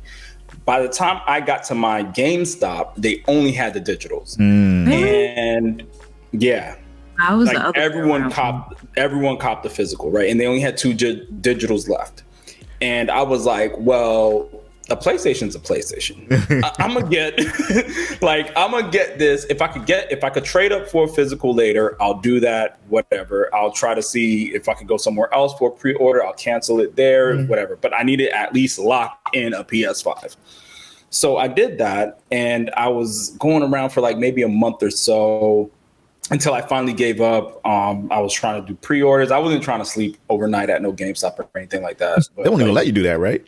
No, they were doing no. There was this mom and her 10-year-old son that like slept overnight at the GameStop that yeah. Oh yeah, you in Florida though. Like they wild in Florida. They let you do whatever. Yeah. Bro, you don't need no mask. GameStop opens at noon, and they were there from like 8 p.m. the night before with like a mattress and everything. And I was like, it's not what? It's not that deep. No, for real. Like they really a mattress and everything. So whatever. I just stayed with the digital, and I looked at my PS4s, like the games I have on disc, and I don't have that many left. And I don't have any that I actually played within a year. So y'all hear that? Except for Grand Theft Auto 5. But then I traded that in and got the digital. Called it a day. There you go. I will say this. If backward compatibility comes to PS3 though, I'm trading that sucker in. Because I do have PS3 games that I actually like want to play physical a lot. Yeah. That's the thing. That, like you can't even find. Like I have Godfather. That's like if you try to buy it used, I think it's like $80 to $100 or something like that. So wait, which one? Which Godfather? The Dawn Edition. The Dawn Edition. Were we talking about the movie, like Godfather? No, PS3. Godfather. PS3 game. Gotcha. Yeah. So like that one, I'm like I just kept. I have Godfather 2, but like as far as PS4, I'm not really tripping on that. Most of my games I got from PlayStation Plus. The other games I have digital anyway. I haven't really purchased a physical game in a long time. Wow. I was skeptical about the digital edition though, because I got my PS4 on launch day and I didn't purchase a game. And if you're on the East Coast and you purchased a PS4 on launch day, then you know that the servers did not kick online till 3 a.m. in the morning. You remember that, Will? I bought most of my games physical, so like I was good, but like they weren't working online. I was like, So kills the I load. was like sitting here in Playroom for 3 hours. So that's how I met Astro at first. Yeah. So me and Astro got a really good relationship. Yeah. Is that hip hop? Yeah. Yeah, tell him to come on in real quick for a second. Let's say hi. Oh, Gerard, they said hi. You could be you. You could be you. Yo, what's going on? So it's popping. Yo, what's up? Yo, Yo, my idol, cut, man. you know what I mean? You know what I'm saying? What's going on, Ani? What's Fresh. going on? PS5 all day. We lit. So I had to put the peak down because you know it's You get loud. when I copped this PS5, I was scared. I'm like, yo, the servers ain't gonna kick on till 3 a.m. whatever. But then I realized they pre-installed the game. I was like, all right, whatever. I'll play Playroom. The first Playroom wasn't as bad. Me and my daughters was playing it. It wasn't terrible. Like this one shouldn't be bad. Mm-hmm. And then I copped it, and it wasn't even a problem because I didn't have to worry about the servers kicking in the next day, whatever, because I copped it the day of. And everything was fine. I mean, it's still a PlayStation 5. It's just that it's digital. Like I don't have the disc, whatever. I didn't buy any games on disc. For me to download Godfall took 5 minutes. Wow. It was quick. But granted, I have mine, hardline. Like it's not on Wi-Fi. But still, though, like the PlayStation 4, like. Oh yeah, I know. Yeah. No. Final Fantasy 7R. Nah, never again. They limited your data so hard on the PS4. And I was like, I had a show chat at some point. I was playing Genshin Impact. I had a show chat. I was like, look at how quick my internet is. I have like up to almost a gig megabits per second on both upload and download. This 54 megabyte file is taking like 30 minutes. Like, yeah, the network card on PS4 was trash. it was bad. But honestly, this is smooth. As far as like gaming on it, I started gaming realistically yesterday. I did like a lot of content creation, as you can see on my YouTube. I was doing the unboxing. I did some GTA stuff. GTA 5 is one of the longest to get into like an online session. Like it takes about 3 minutes on the PS4. This took me about a minute and a half on the SSD on the PS5. Okay. What I will say though, the con of it is that the storage is not the storage you think, right? So there's storage for your games and it lets you know what you have. And then if you put in a PS4 game on your SSD, it takes a little bit extra space in another slot. And I've noticed that because I put like 2 or 3 games and like the other slot starts to move up a little bit more because you have PS4 games. So what I would suggest is not to put any PS4 games on your SSD. Use an external Really? and you will be fine. Okay. That makes sense. Other than that, it's honestly been good, man. Like I was playing Godfall today. how do you like that was game? 'Cause smooth. I guess that's another topic, Graham. Yeah, it is. Like, It is. Yeah. Oh, Godfall? Yeah. Yeah, no, we'll get to that. It was fine. But as far as like, Astro's Playroom, I got to play that today. My wife was playing that. She don't even game like that, and she was just like on it. Like I could see that being a really good just introduction. The control feels really, really good. I'm that the triggers though, man, like the resistance on them triggers, I'm not used to, and at first I wasn't with it. 'Cause I'm not used to that. Yeah. Like, you gotta really like, Oh damn! when you're playing, Yeah. you gotta really like pull down on them, man. I'm like, whoa, okay, hold on. Like I heard Like, COD this is like that. You got like yeah, like this is a regular game. Like, I'm about to turn this off. But I respect that they did that though, to give you something new, and it does feel good. It's just it's something to get used to as far as the control, like not the haptic feedback, the adaptive control. triggers. Yeah, the adaptive triggers. Thank you. I got you. That is honestly something to get used to. The haptic feedback is fine. Yeah. The adaptive triggers, yeah, I got to get used to that. I didn't. I didn't. Let me just say this right now. What is it? Team a body? I forgot the name of the developers of Astro Playroom. I think it's Team Asabi. Yeah. So Team Asabi, you are very important to the PlayStation nation, because just like Astro does not get the recognition that it needs to get as a very innovative platformer. And that can sit, of course, in the same conversation with Super Mario Brothers, Mario in general, period, Sonic, Crash Bandicoot, and Little Big Planet.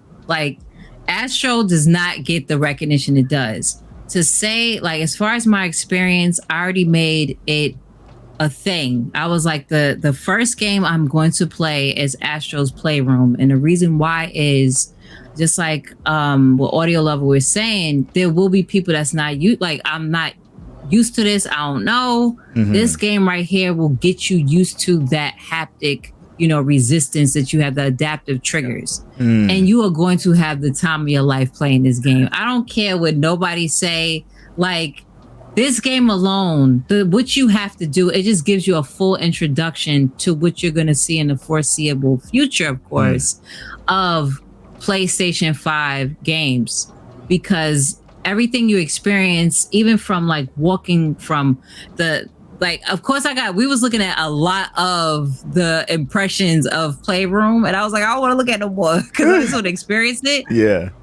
The textures. So going from a regular, let's say you're on a towel, to metal to glass, it actually feels like your brain sensory is it's there within your hands. You know what I'm saying? Compared to, of course, your feet. But the sensory of it, and then you hear it. So let's say you don't have your headset, because I will say this, there is a different experience from when you have your headsets on compared to you just playing it without the headset. A lot of the noise, of course, is going to come through this. On your headset is going to do that too. But when you get to the portion where you have to blow on the controller and you the whole time, you have your headset on, you're going to be like, yo, is something wrong with my PlayStation? Because it's not working.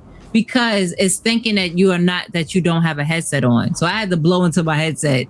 In order to do it. But it's thinking that the audio is pulling from this, because when you have your headset on, it mutes the mic. That makes automatically. Sense. That makes sense. But the experience on each different character, and just going through the 25 years of PlayStation, you're playing through the chronological history of PlayStation through this one game, and it's bringing back so many memories, and you're within the system too. So just to spoil one of them is PlayStation 3, and you're in the PlayStation 3 home, and you hear that chime, that riff. Yeah, you hear that riff, and I was like, wow. And even the different characters you play, of course, the little there's a monkey that you have to play with, and you have to actually go and latch on and try and get all the puzzle pieces, and it's a great experience for sure. And you get to learn the different scenarios that will come in different games just based off of Astro Playroom alone. Wow. So by the time I played and got adapted to Astro's Playroom, I wanted to try out Call of Duty. So I have the PlayStation 5 version of Call of Duty, and I wanted to go into a room. I went into a room with bots, and I wanted to try it out. And I kid you not, each gun has a different adaptive tension to it, just like how it is in real life. Yeah. That's wild. Each gun. I went from a bolt action to an MP5 to a handgun, and I was like, you feel a difference. It made me feel different about Call of Duty. You know what I'm saying? I love Call of Duty, but now I got to test this out in multiplayer. That's where that's going to happen, because if I'm playing against a PS4 player, will I have that same? Will a shot come off quicker because they have no tension on their controller? against someone True. that's on PC or Xbox because it's all cross-platform, will I have the same reaction? I may want to just have these adaptive triggers just for story, Right. and when multiplayer, I just probably just want to take them off just so I can have the reaction time can just be split down a little bit. Can you toggle them on or off? You Okay. can take that off. You don't have to have the adaptive triggers of you. You could do that through the system. You could actually there's levels, I think. There's like strong, medium, and low. So like if And you then don't you want it like too strong, you could Okay. you know, yeah. And then you could just completely take it off within the game as well too. So I also downloaded Borderlands, the PS5 version, and that created a new experience. Like it looks great going between if you want resolution or performance, Right. and then the adaptive triggers is on that now too. So I'm waiting for Destiny. I think Destiny's upgrade is in December. Yep, December 10th. And, Okay, countdown. Okay, you. Yeah, yo, you just send that like, Yeah, the clan is waiting on me. oh, okay. The clan Yeah, is and waiting 2 on me. days is Mortal Kombat for Yeah. their PS5 version. But playing this with 2K, How did that feel? yo, it's I always wanted a scenario where, of course, offense you get the full experience, but defense, how do you get the defense experience? And having these controllers like with defense, it's like you're actually playing against the weight of the player. So do you have to And I hold the was trigger like- in order to like go into stance? So you could. Yeah, you still gotta hold it, but there's tension on this. Like this is the left trigger, of course. Yeah. Where you have to go into that stance, and then right here where you have to, with the boost, you don't have to OD on boost because it's kind of like making you be cognizant of how much boost you're using. Because Oh, it's adapted too. So, that's dope. yo, I have not played Miles Morales yet. I'm saving that the best. Oh, there's so many good things. Oh, it looks so Can't wait to play this, and I really wanted to test it out with these. I made it my business to get these just to see the new technology.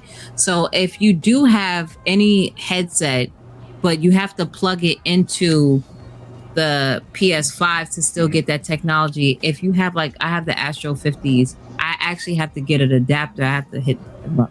I have to get an adapter for the HDMI. If you have an HDMI type focus headset, you have to get something separate in order to get that experience, that 3D. And you can still, in the options, sorry, I probably hitting music, with the options of the PS5, you're at, just like what Audio Love was talking about with the tension, you're able to change the 3D audio too, as far as the experience on how you want that as well. So it's entire. It's the whole shebang. Yeah, That's it's the amazing. whole shebang. And then also on PS5, you which I really love because I hate going into I wish they added something with the controls. Maybe they'll do that with a patch. I hate going into Call of Duty all the time and changing it to tactical. I just want it there. So I have to see if PS5 has that. But they do have game presets. So if you normally play your games on hard, you can have it with any game. It automatically goes on hard. You don't have to go through all of that. Oh, that's nice. That's awesome. If you play inverted, you can set it that all your games are inverted. And then they also have some really cool accessibility options too for those who have limited ability and things like that. So Damn, that was the rundown and a half. I love it. Oh, So adaptive triggers aside, which controller do you like most with regards to comfort and layout? Well, just comfort, because like people have preferences for layout depending on whatever they're used to playing on Xbox or used to playing on PlayStation. But like comfort wise, because I know they didn't change that much with the Xbox One Xbox X controller. I'm gonna just call it that from now on. That's just what's gonna be. What feels best in your hand? Giggity. cut to it. Oh, like the DualShock 4, the DualSense? Well, actually, yes. I'm gonna ask you, Audio, between DualSense and DualShock 4, which do you like more? And for Red, with regards to the Xbox Series X and the PlayStation 5, which do you prefer? So you go ahead, Audio. I like the DualSense, honestly, better. Okay. I have to. It's weird for me because I'm so used to the DualShock 4 controller, right? And playing PlayStation 4 titles, I have to configure my DualSense in a certain way. Like I noticed, like I have to for PlayStation 4 titles, I have to turn the sensitivity like way down. Interesting. For me, you said for PS4 titles? Yeah, for PS4 titles. And That's I was good, playing though. Uncharted 4 and Uncharted 4 multiplayer as well as GTA Online. Uncharted 4 obviously is just straight up a shooter, and then GTA Online is, you shoot, you drive. I was crashing a lot, and that's how I noticed, like, okay, I don't be crashing like this on my PS4. Like, I'll be able to whip in. So I had to turn down the sensitivity a little bit just to play that game. But as far as PS5 titles like Godfall was, like I didn't have to do nothing with Godfall. And you said it downloaded in 5 minutes.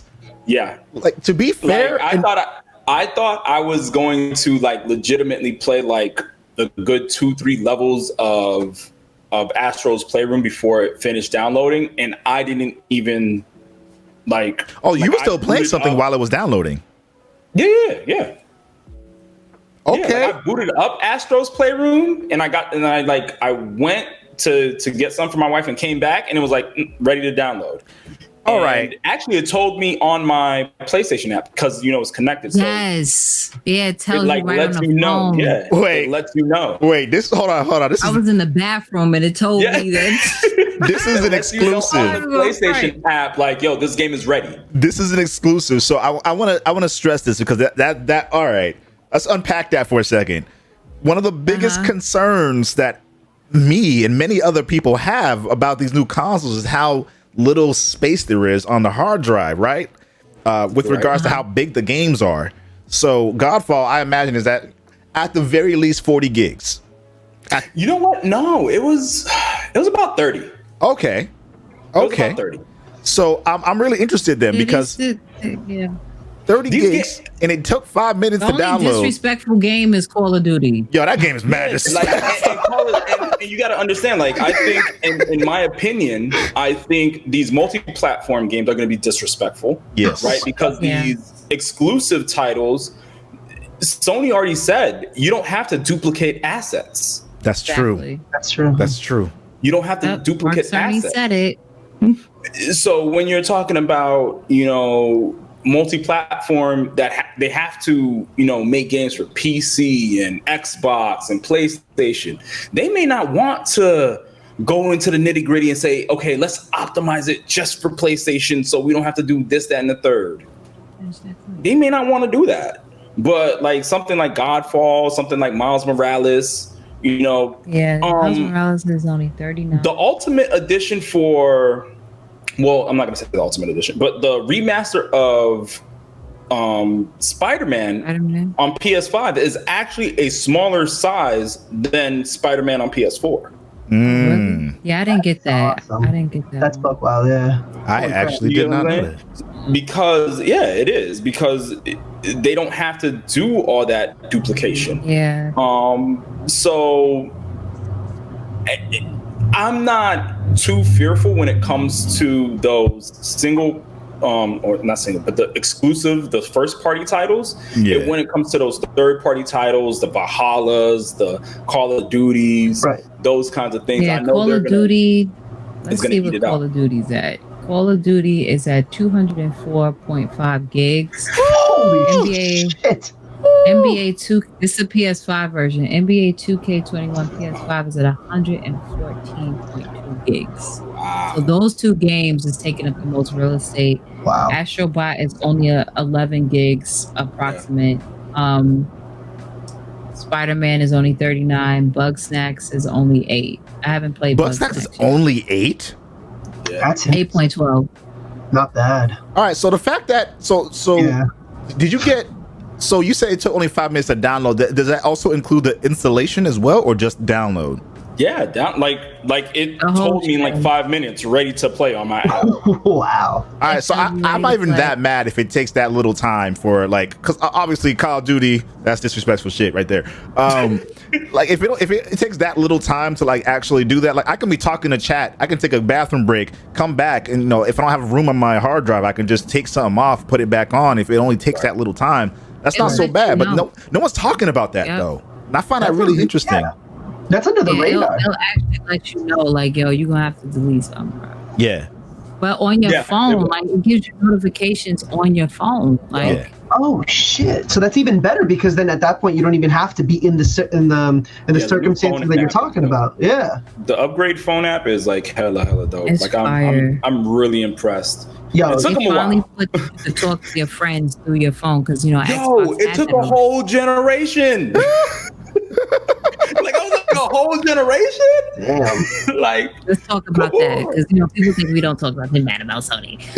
Yo, we can talk shit. We can talk our No, shit. Yeah. like anyone who knows me, like I'll tell them the good and the bad. Absolutely. You have to be objective Like, I don't especially care. with these consoles. Like a whole generation. Yes. But I respect it though, because I was talking to my friend, right? My friend was like, wait, you on your system? Like, nah, I'm driving home. Hands free. I'm driving home. Good. And he's like, wait, what? He's like, yeah, I'm gonna be there in like 5 minutes. Start up the heist mission. Let's go. That's crazy. Okay. No, now y'all make me want a PS5 so fucking bad now. and something to add, HDR. HDR has improved so much with this console. So, like I have a dope TV and HDR, which I've tested on the Series X, which is better. Like, well, not the Series X. On the Xbox One, the HDR will say was better than the PlayStation 4 Pro. Okay. But it wasn't like, oh my gosh, though. I wasn't feeling it. Even the Dolby Vision wasn't feeling it. It looks horrible.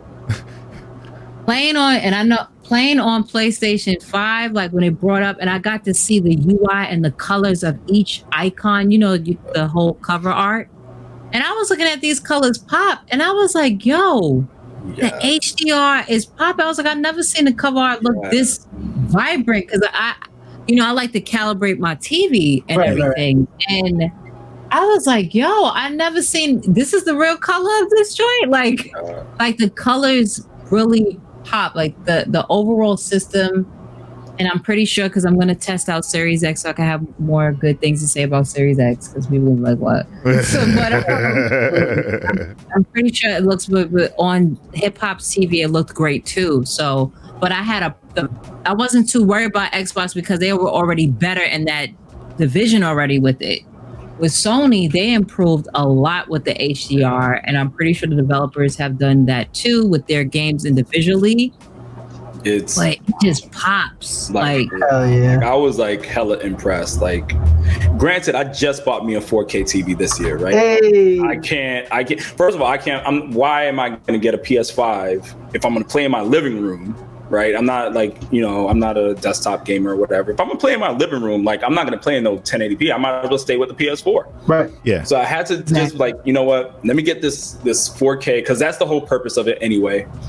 Exactly. I got it, and it like looks fabulous, man. It looks fabulous. But let me just say this really quick. I remember like turning it on for the first time.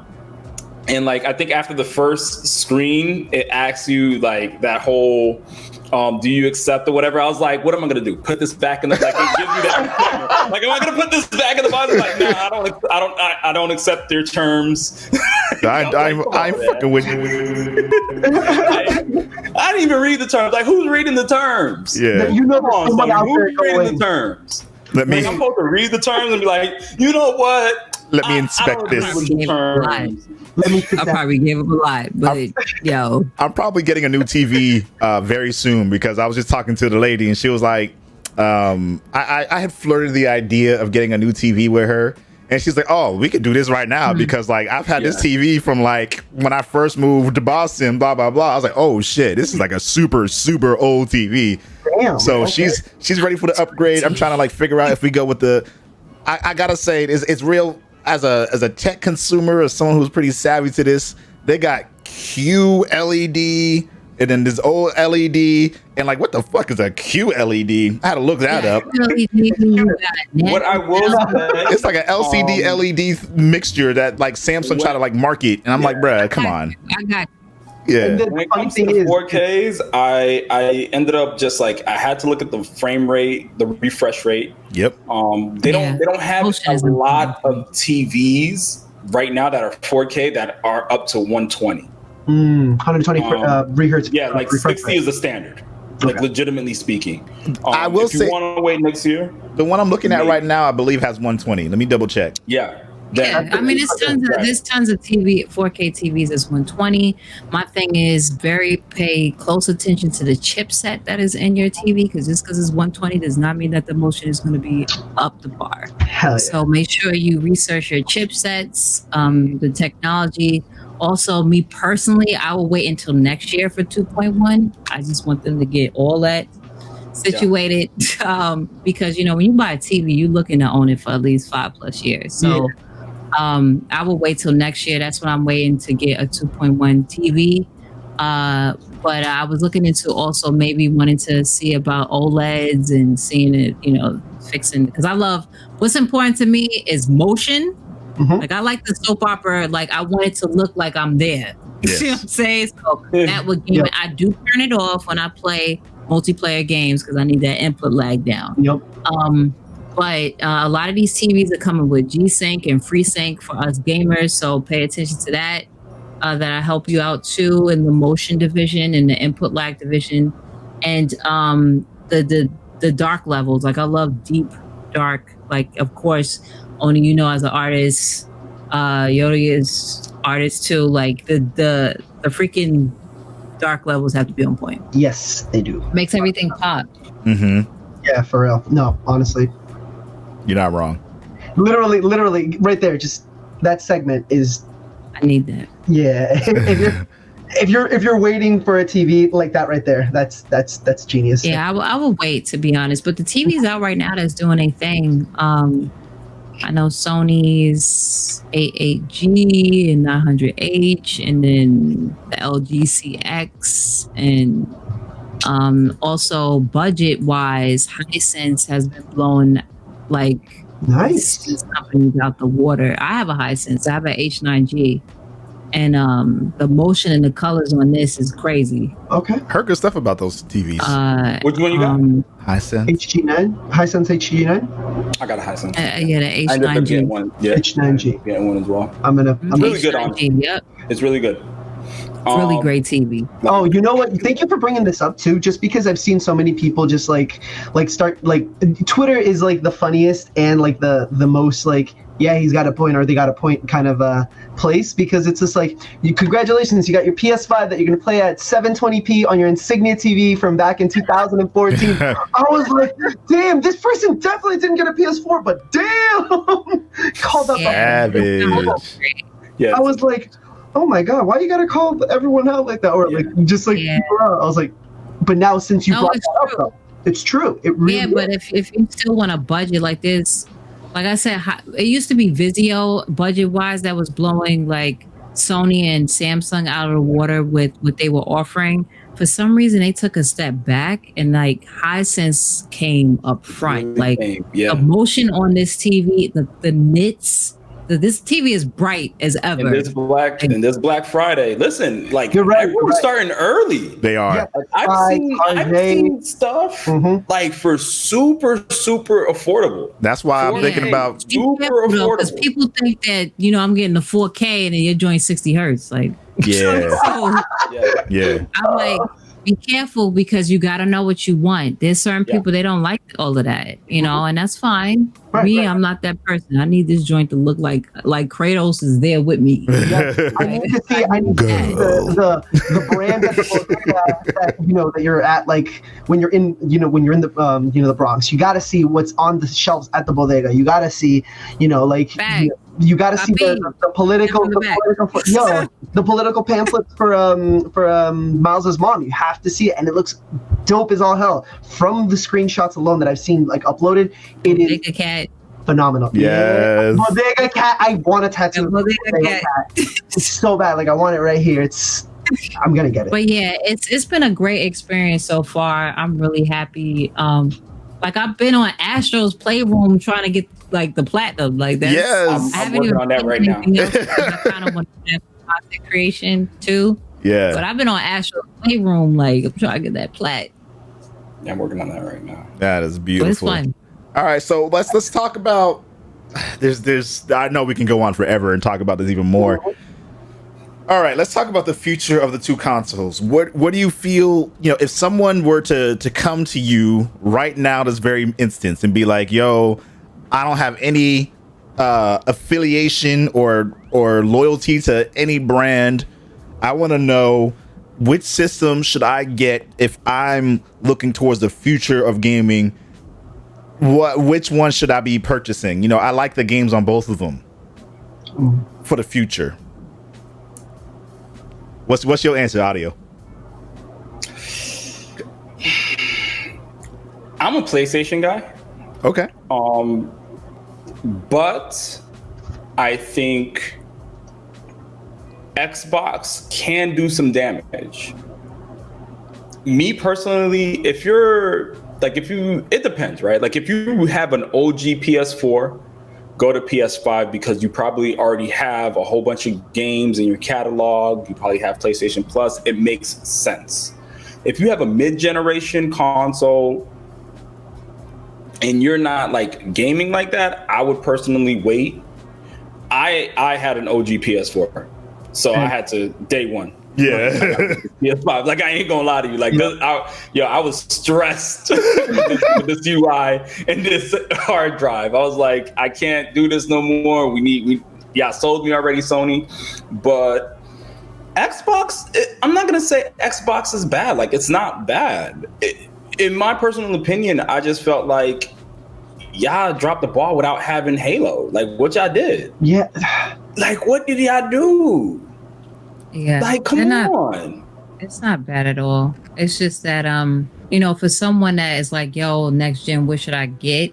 The only thing I can tell them was what's already there, not what's going to be promised. So that's the difference between the two, is that Sony already gave you launch titles and they already gave you launch window titles that is going to be like solidified, gone gold type of status that's coming out in the beginning. See, this is the thing. The beginning of next year, they have titles coming out. That's true. So you have Ratchet and Clank, you have Horizon, and then they announced another God of War as far as Ragnarok. So, and then you have Motorsport. It's not going to be, is it going to be Motorsport? No, it's not going to be Motorsport. This is going to be Gran Turismo.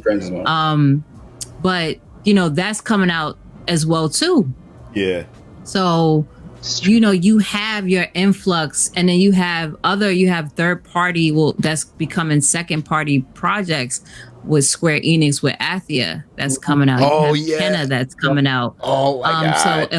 And the thing about that is we've seen gameplay of these games. Yep. So I would just kick logic, not like I'm just taking my fandom out of, which I do anyway. I'm just kicking on what's on paper and what's been shown is that these games that we've actually seen gameplay of, we've seen gameplay of Ratchet and Clank that's coming out soon.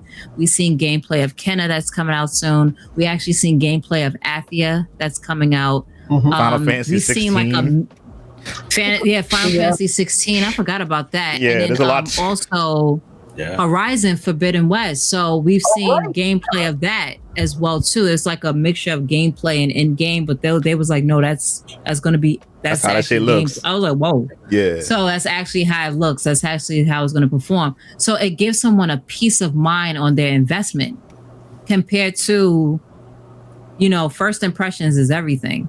Compared to with the Series X, okay, the hardware is saying what it does, but I need something to show it off with the software. Right. And of course, you got third party galore. But if you just don't want to rely on third party experiences and you want something like, I just want to chill. I don't want nobody in the party chat. I just want to chill and play this game.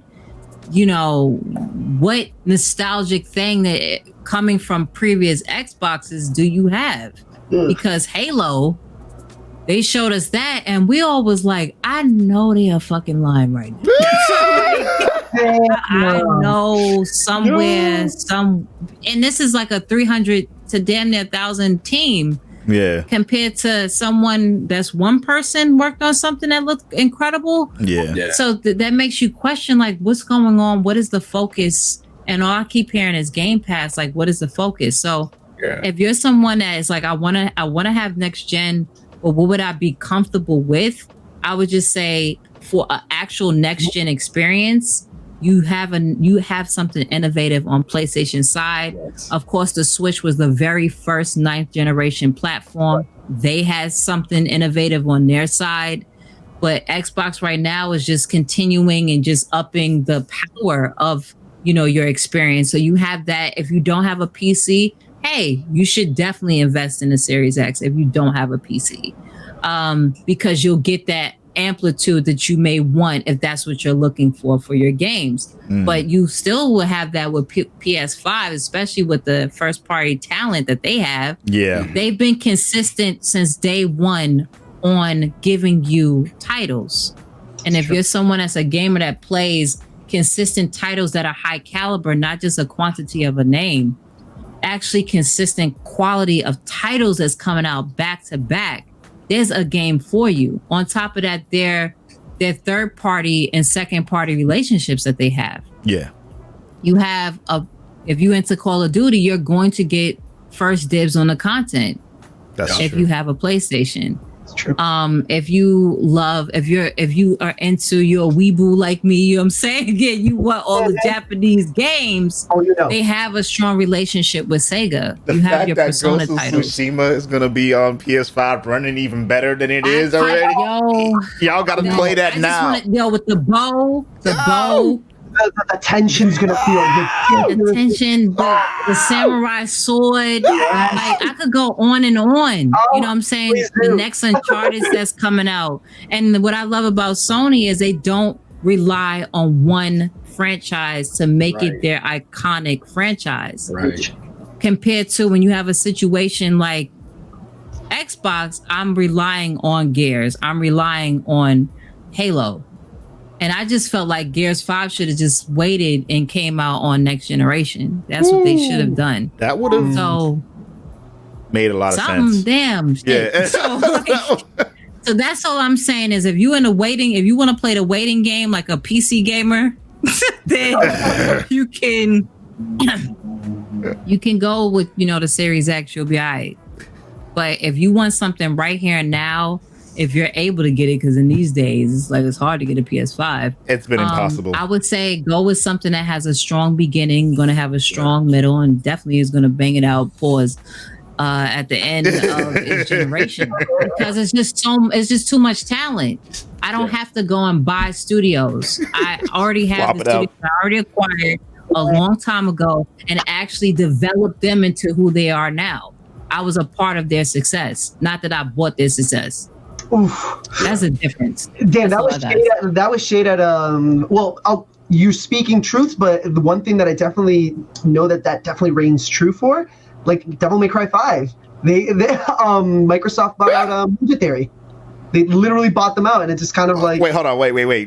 Clarification: Ninja Theory worked on DMC, but not Devil May Cry 5. No, I'm just talking about the studio itself. But yes, clarification is very important. Yes, they purchased them, and it's kind of like, to your point, bought another, studio that can potentially bring more success. Even Bethesda, which is fine. That was the best acquisition in my opinion. Was out of all of the even Bethesda. Yeah, that to me was the best acquisition because they're very talented because they work with what they had. Imagine with the when they get money, what they can produce. Hellblade, when that came out, was one of my game of the years. That was it was so just good. Different.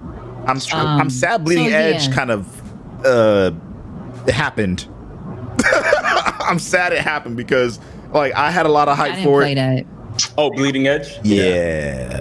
It's bad. Is that bad? It's is that bad? Not to the caliber of what we expect. I was about to say it's and I was like, my man couldn't say nothing good. It's not to the caliber. Keep it level that we expect from Hellblade and Journey to the Odyssey and oh my god, Heavenly Sword.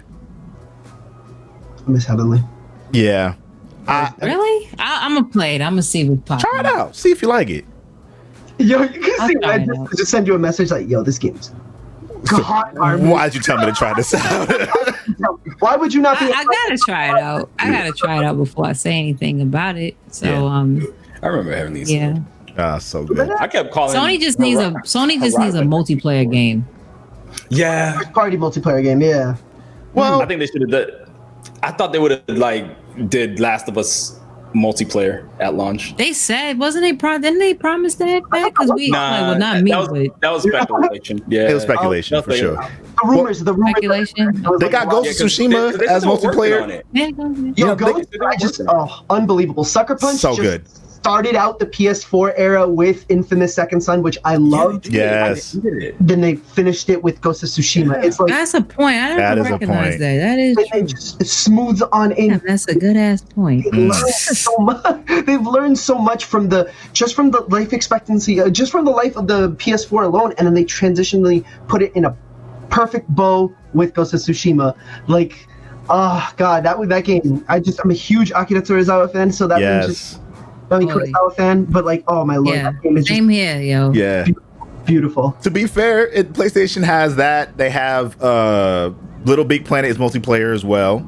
Oh Yeah, yeah, a but little bit. Sackboy is not I at guess launch. I should say. It isn't? I guess I should say a Multiplayer. shooter. Now. Oh. What happened? Sackboy Big Adventure, they couldn't do multiplayer at launch. Oh, we gotta wait. Yeah. Wow. That's weird. We still got dreams. You know what I'm saying? We still got dreams.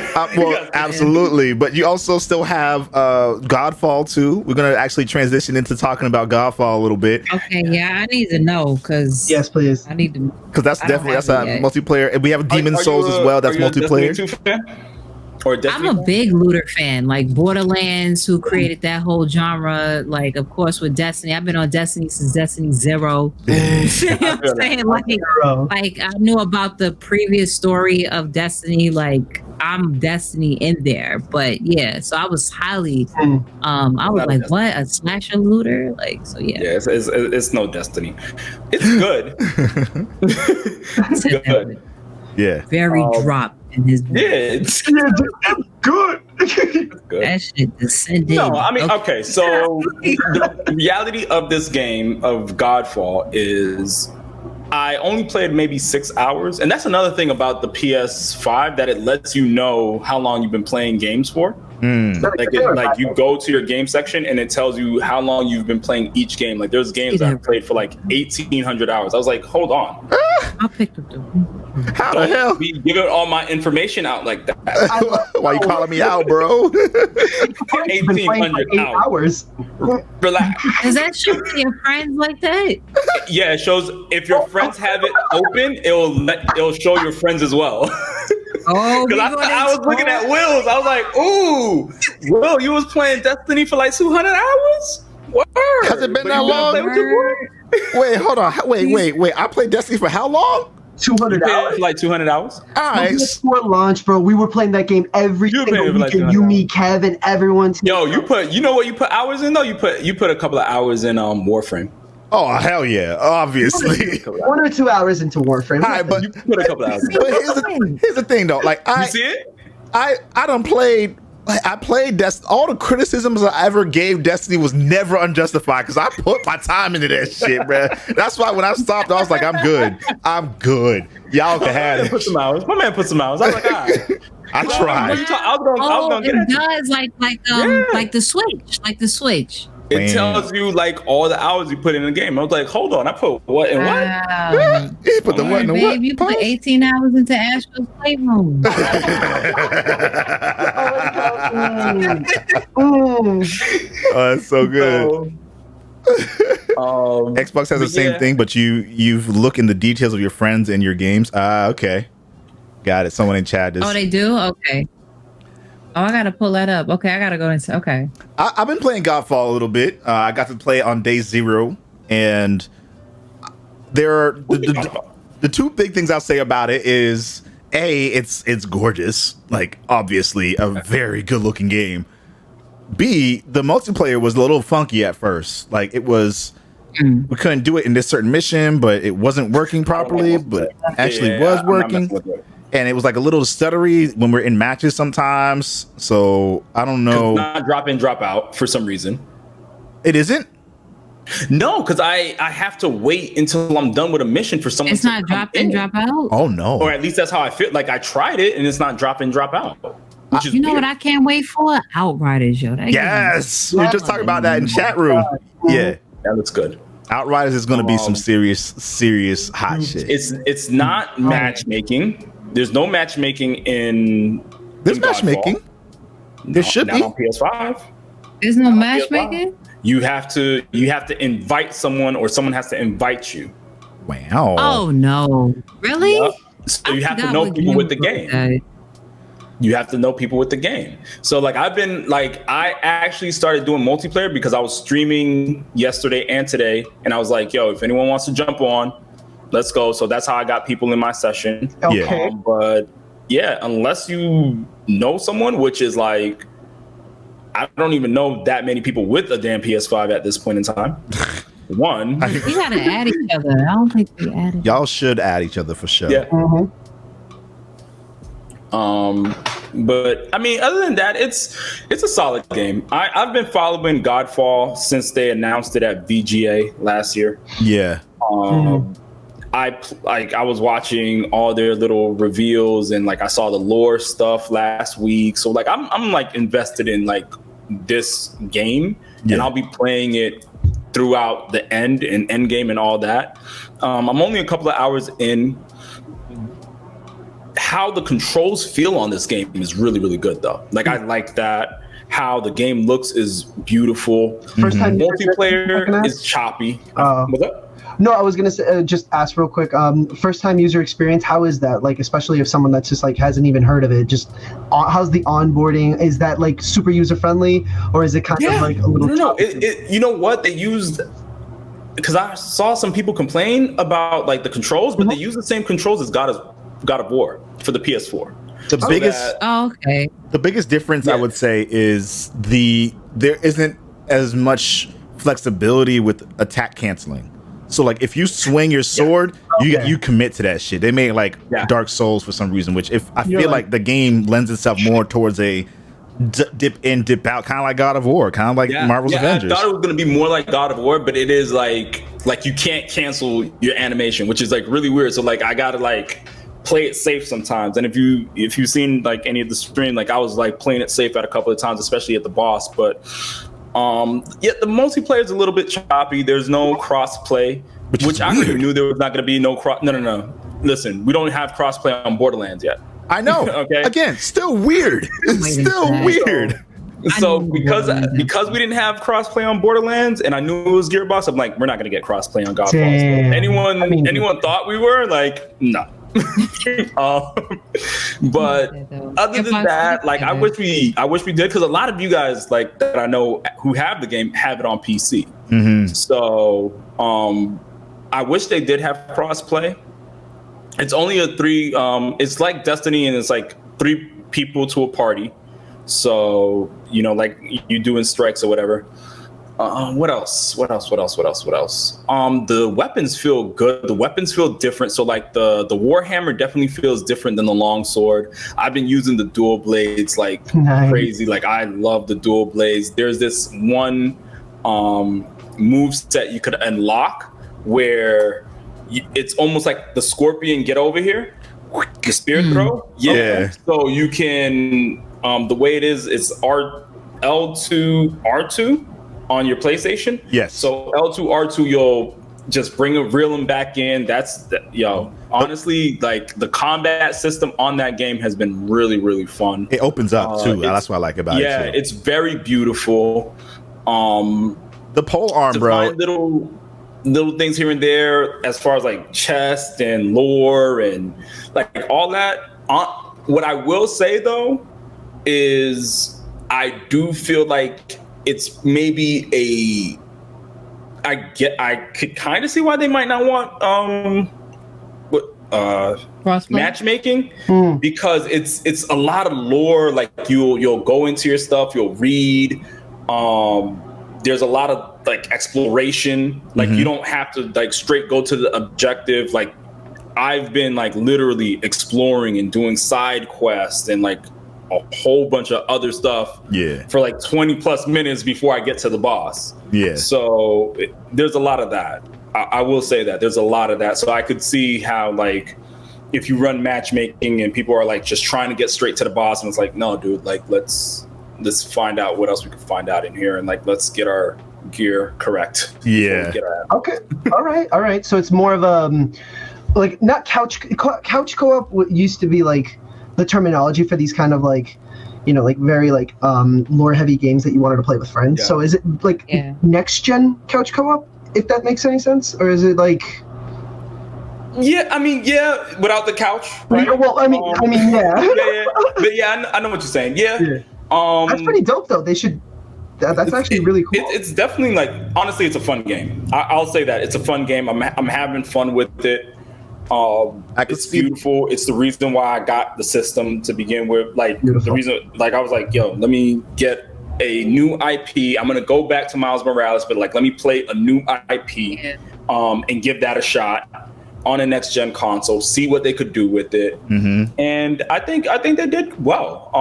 I think the reviews. I understand the reviews because the people who reviewed them don't really play those kinds of games to begin with. So I don't know why they were reviewing them, but whatever. The story itself, it is forgettable. It is forgettable. I don't see myself like, oh my God, you know, this happened and this happened. It's very much more focused on, I don't think it's grindy though.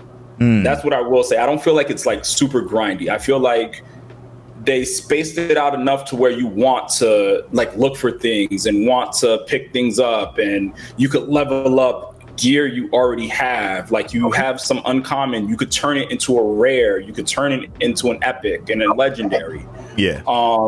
Like it, like there's stuff, like there's mechanics like that. So I don't feel like it's grindy. Like I don't get and granted, I haven't been to the end game yet, but at least for the story campaign, it's not grindy at all.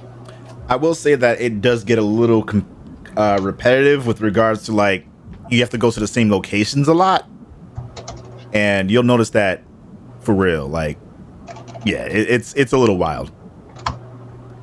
What I will say is like when you do your difficulty, hard always. Always, I was gonna say. No, but like, and it tells you your rewards. The rewards don't change. Like it just says, you know, you'll get more rewards or whatever, like when you switch your difficulty. But then when you go back to the mission set, it doesn't say how much more of like you know, like, oh, this much extra, you know, Valor played. What I don't know the terminology, but you know what I mean? Like it doesn't tell you what extra. Like if you play on easy, normal, or hard, it just gives you the same reward list until you make it to the end, and then you know what you got extra. So I felt like that kind of stuff is like, I would want to know why I'm playing on hard. You get what I'm saying? Like, why am I picking this difficulty? Got you.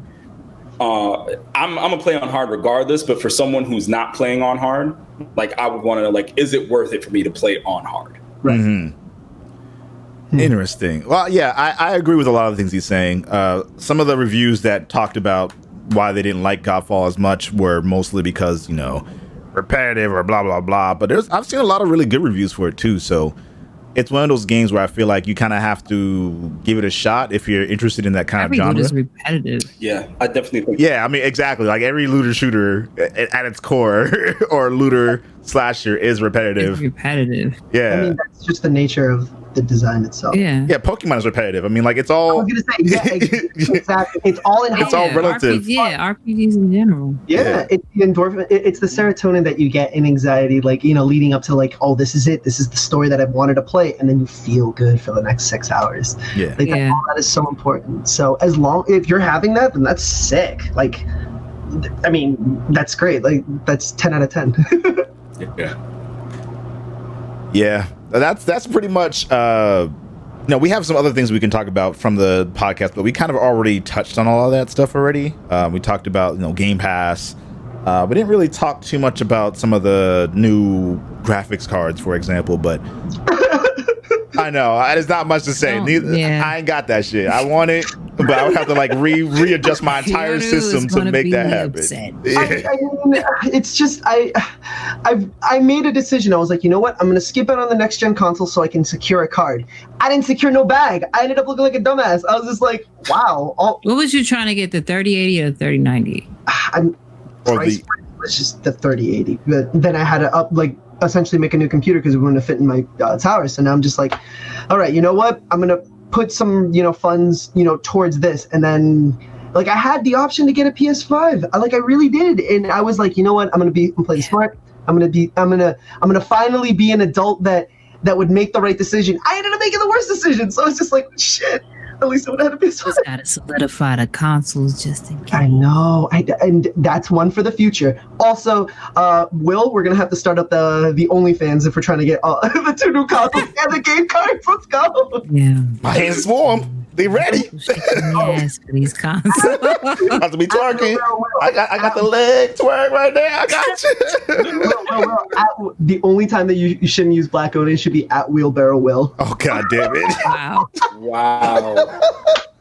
I'm sick. So what about AMD? Are y'all Yeah. going to like AMD swinging. They're fighting. AMD is showing their ass a little bit again. Yeah, AMD is doing some things. They really are. so I'm not even gonna lie. I've been looking into the AMD situation, and they're offering a lot more performance for a lot less. And I'm just like, the only thing that I'm concerned about is developer support. Mm-hmm. But at the same time, like, we got that support with the PlayStation, so you would imagine that they would bring that to a chipset that that's very side. much used around the world in various content creators, just gamers in general. They'll bring that support. And this is me, please, please bring that support. Just because there's so much. There's an entry. The entry price for a PC now is a lot lower. And you don't have to go to balls to the wall to like get like if you're not playing on a 1070 or 1080 or a TI, what's the point? Like there's just so much options out there right now, and PCs are great, and I still love consoles. I still love my PS4 to death, even though it's Gen 1 and it's like limping along, and I should have yeah. Sorry. Like, You should have, since yours was a Generation 1, you should have been on it, Yeah. to be I don't know. honest. I was just like, Exactly right. who's gonna buy a video I card? wish you would have spoken to me. You should have been like, I know. Red, I'm trying to make a that thing, decision. Listen, yeah. next time, I got like, Red, I'm trying to make a decision. What should I do? I do have a Generation 1 PlayStation 4. I really want this graphics card, right. future-proof myself a bit. But yeah, I would have been like, yo, make sure you get the PS5 because you have a Generation 1 PS4. Yeah. It is probably choking right now. How did you know? Like if you had like a later, like if you had a PlayStation 4 Pro, I would have said just wait. Like there's still room left. Even some of course, these launch titles was on PS4 anyway. Right. Yeah. So just wait, bro. Just wait, because the beginning of next year, you're gonna be taken care of. It's okay. But no, I did not know that. No, it's Red. From now on, I'm just gonna be like, all right, I Hit me need up, bro. I need help. I need help. Hit me up. I just want to take a moment to tell the people at home what they're looking at right now. So AMD's graphics cards, they start at $580 for the RX 6800, and then $650 for the 6800 XT. So I want to show y'all real quick, the 6800 XT on some games is outperforming the RTX 3080, 3090 in some of these cases. And with ray tracing, 4K, Ultra, DX12, like what we're seeing here, these FPS values is kind of crazy. So the 3090 outperforms it in Resident Evil 3 on, what is this? Why are these different? Ultra, blah, blah, blah, 16 AF, DX12. Oh, so it's showing the actual numbers of the frames themselves. So this is 100. So it's barely under the GTX 3090, which, by the way, a 3090 is $1,500. Yep. And for performance barely less than that, you can get an AMD card for $650. What? What? Yep. That's why I'm going AMD. I mean, I'm gonna give my old rig to Pop so he can like properly play VR. Yeah. But like, I just, you know, I would be upset. I wouldn't be upset because I'd be like, you know what? All the bots took all the graphics cards. I could have been just sitting on a PS5 with y'all, just being like, "Oh, guys, when are we dropping or something?" Damn. It's gonna be all right. It's gonna be all right. We gonna be all right.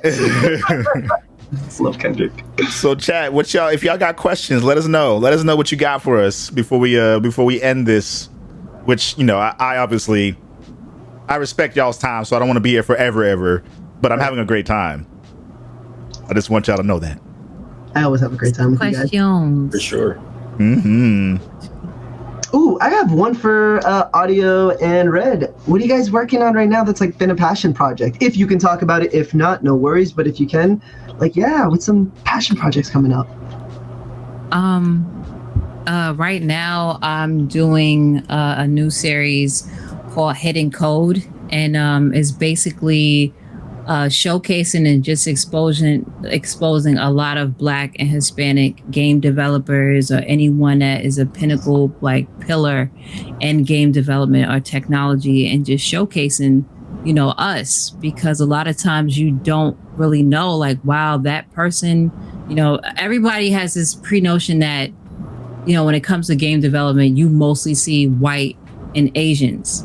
But there's a lot of Black and Hispanic game developers that are either having their own projects on games that they made or wanted to take that step and open up their own studio, or they're actually working on these big notable AAA games, but you would never know. Like on Miles Morales alone, I think there's been like, I think 3 or 4 Black game developers that worked on that game. So yeah, I have that series. I started off with Edwin Whitback, who has Bare Hand Studios and created a game called Seed. And then I interviewed some more that's coming up. The next one is going to be Neil Jones, who has Aerial Knight.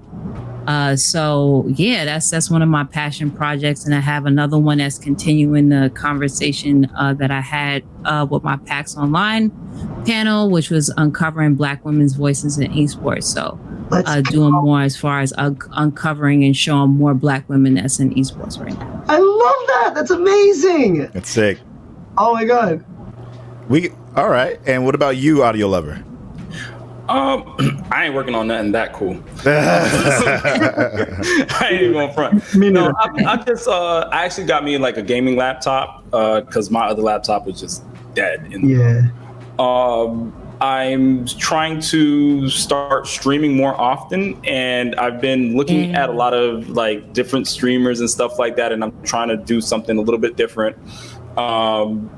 I finally trademarked my name, so Living Organisms Vibrantly Expressing Reality. I finally got that 30-day window where they said no one tried to, you know, counter you, and it's mine. It's mine. It's all mine. Let's go. It's your stamp. You fucking did it. So yeah, I'm gonna be doing like a lot more PlayStation focused gaming and content creation on my YouTube and Twitch, and then I'm gonna sprinkle in some like music. I love hip hop.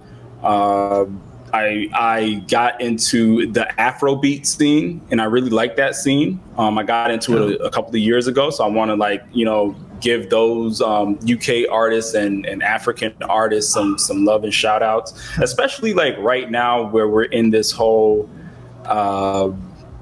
era of copyright, and I think this right now is the perfect time to do that.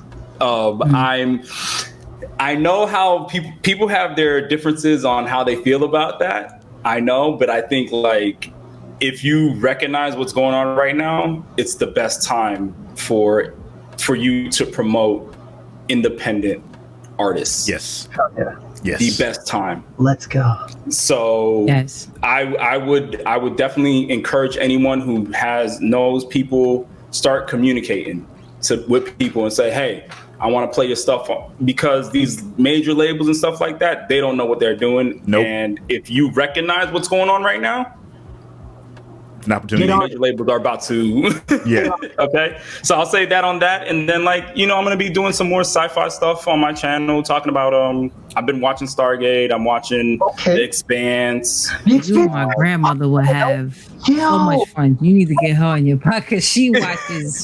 That's why I learned all this geeky nerd stuff from. Yeah, from her. I'm definitely on that. And then Grandmas are the best. as of this year, I'm really so I'm gonna be doing all that mixture on my channel, but not giving it to you all at once. And then a little bit of politics as well, but more on a grounded level, not really politicians, but grassroots Policies. policies. But just even structure of politics. Because I think even for me, I forgot a lot of that, right? Like how Congress works, really. Right? There's committees, there's subcommittees. What are the committees and subcommittees and that kind of thing? And when do they meet? That kind of stuff. So I'll definitely start promoting that. Making it more digestible for more viewers and stuff.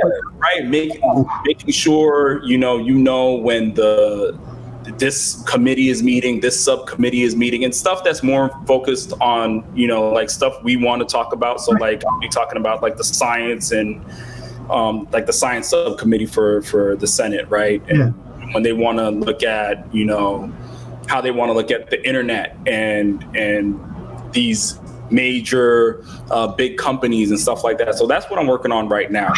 And making that more accessible, because I feel like what happened this year is not the end. And at the end of the day, I know a lot of people are happy, but the damage has already been done. Yeah, that's the thing. This has literally shown more of the damage than already done. He was already in office. He's gonna be around, and I don't want to get too much more into that. But damage is done, and we need to kind of stay focused. And I want to figure out a way to kind of reel that back in, but be more digestible. Yeah. Yeah. Also, I just want to shout out the TBG. And they go, and he said he's not working on cool stuff. What? Yeah. What are you talking about? That's pretty cool. That's pretty cool. That's very cool. That's important. Thank you. No, listen. It's important. Working with coders who are people of color, that is game designers, game developers, people I wish. I wish. I'm just trying to get them out there. Figure it out. Please. And the name, The Hidden Code, that's good. Yeah, that is hella. Oh my God. You hear that and you're like, ooh, I got a tingle. Ooh. Yeah, I got inspired of course over the Hidden Figures movie, and of course they were monumental and to so much, and we didn't know about it until a movie came out or until we seen them in their old age. Almost, a lot of them passed away. So that story is within a lot of stories until you actually dig and learn more about your history and stuff like that. So you uncover these different people that have worked along other inventors that stole their work. Yep. And just because of the color of their skin, didn't get the recognition of it and so forth. And so, of course, we're not so much in a different time because we see that happening even now. But just to show more, of course, the whole movement of Black Lives Matter and the unfortunate events of, our brothers and sisters losing their lives, we also have to take an accountability of supporting one another as well. And if you have the knowledge to support and to showcase, then that job should be done. So totally agree.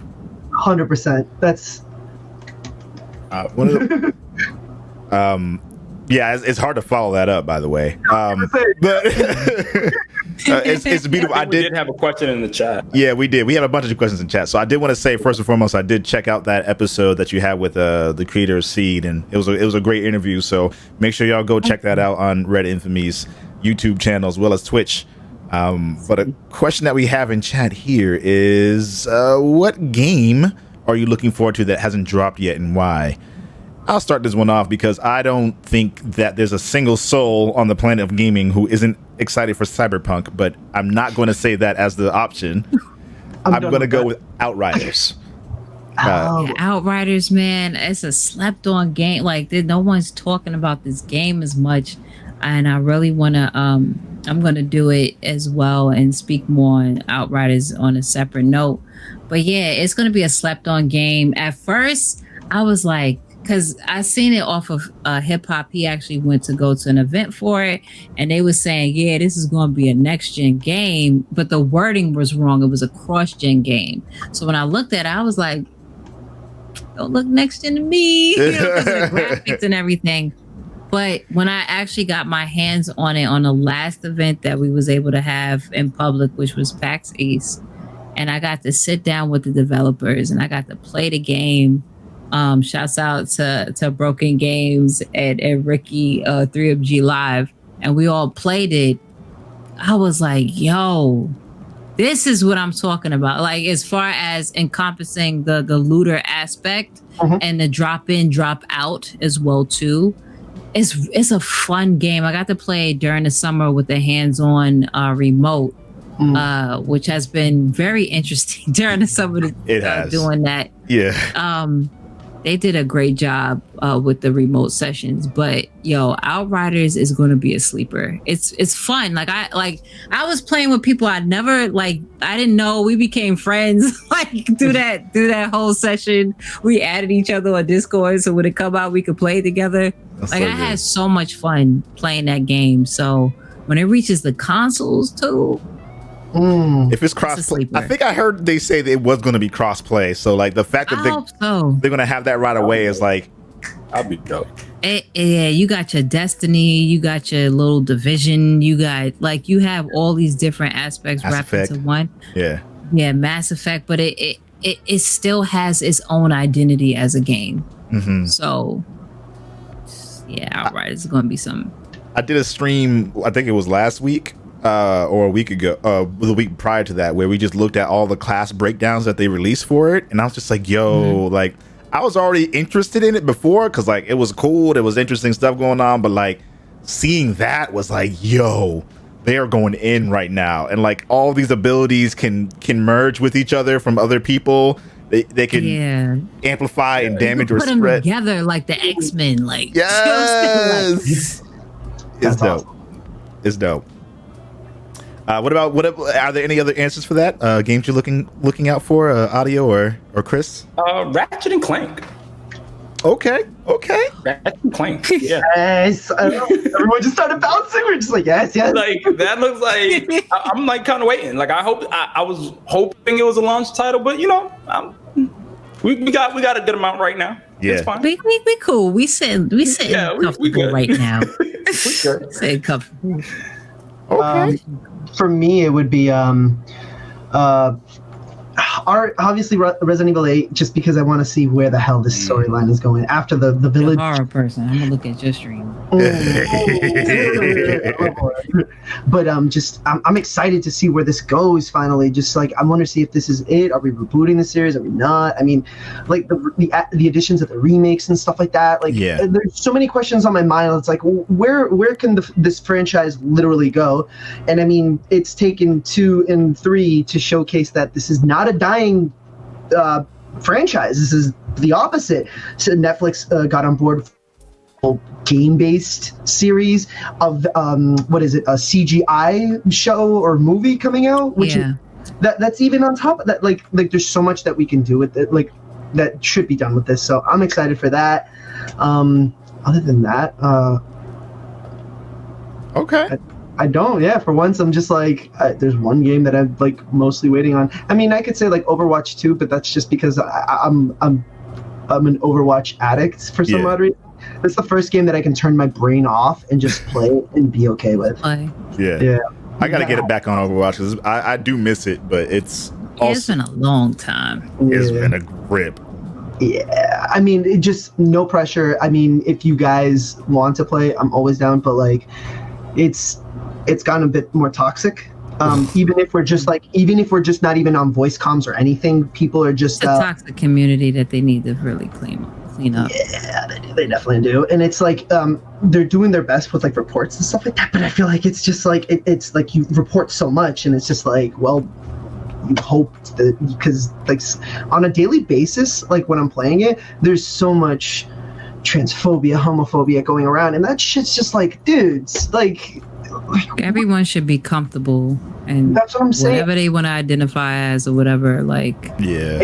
And it's people should just be comfortable to just play the game. Like, Live and let live. Like they ain't hurt nobody. Thank Let's you. relax. Like, Thank goddamn. you. And it's a thing that it becomes your personality, and online it's so toxic because it's like you choose to be this toxic. Yeah. You have the choice to literally say GG yeah. or just not say anything at That's all. it. Play. Yeah. But like, no, there's Yeah, that community has too much. Even seeing my good friend Malik League, my in man. the face of it, and the stuff he's gone through. no.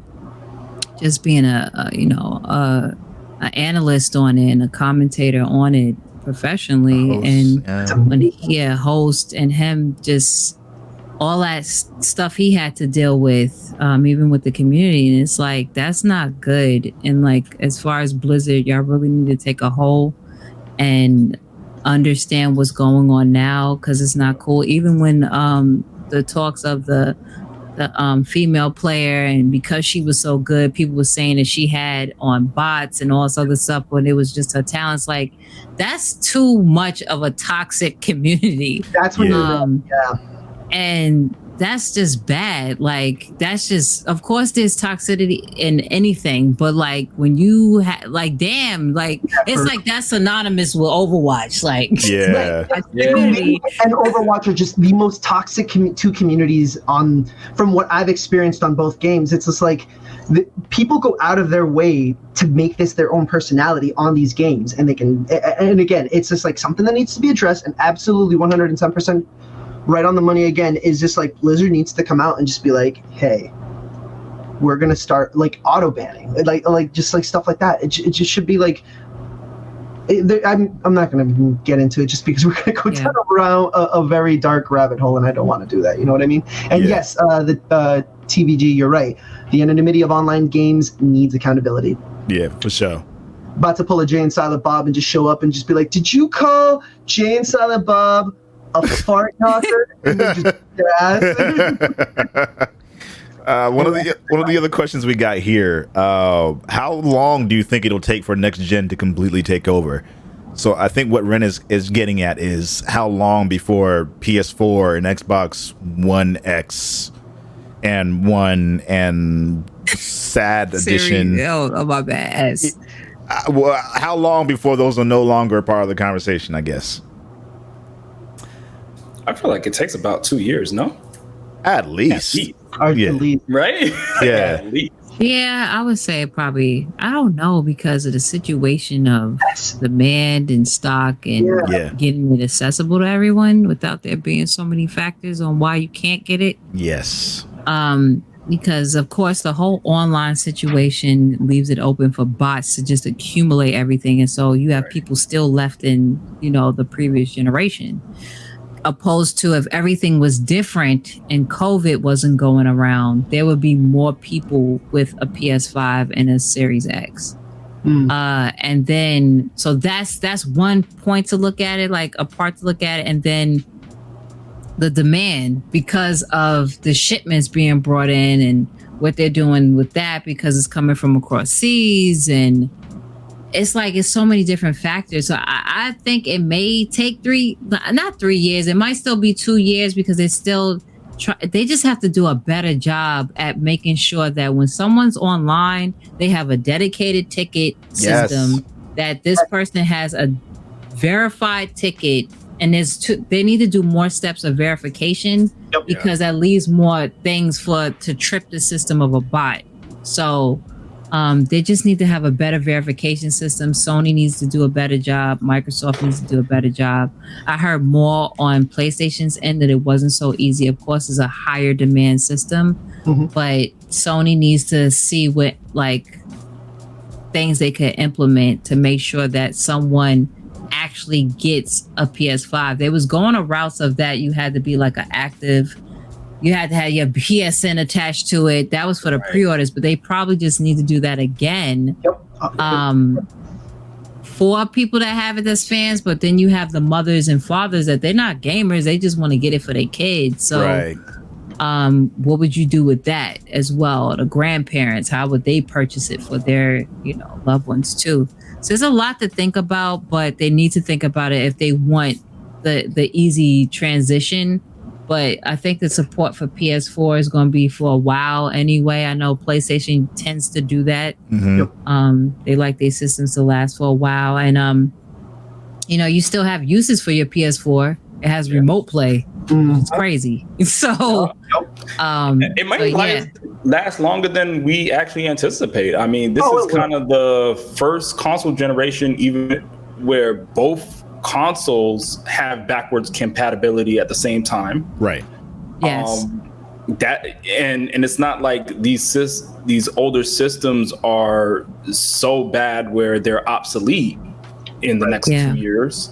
So like even your maybe indie titles may still be accessible on your PS4, so you'll see a lot more. Maybe your AAA titles that are heavily, you need the graphics and all that will straight up be PS5 or whatever. But why not have stuff still coming out on the PS4 3 years down the line? 100. Yeah, I mean, you can still play it on the PS5. And not only that, but just like a lot of we're moving into like the more back to the streaming services. It's a streaming central. It's a streaming hub. Like I mean, you already have a PS4. Why do I have to get a Roku Fire Stick, et cetera, et cetera, et cetera?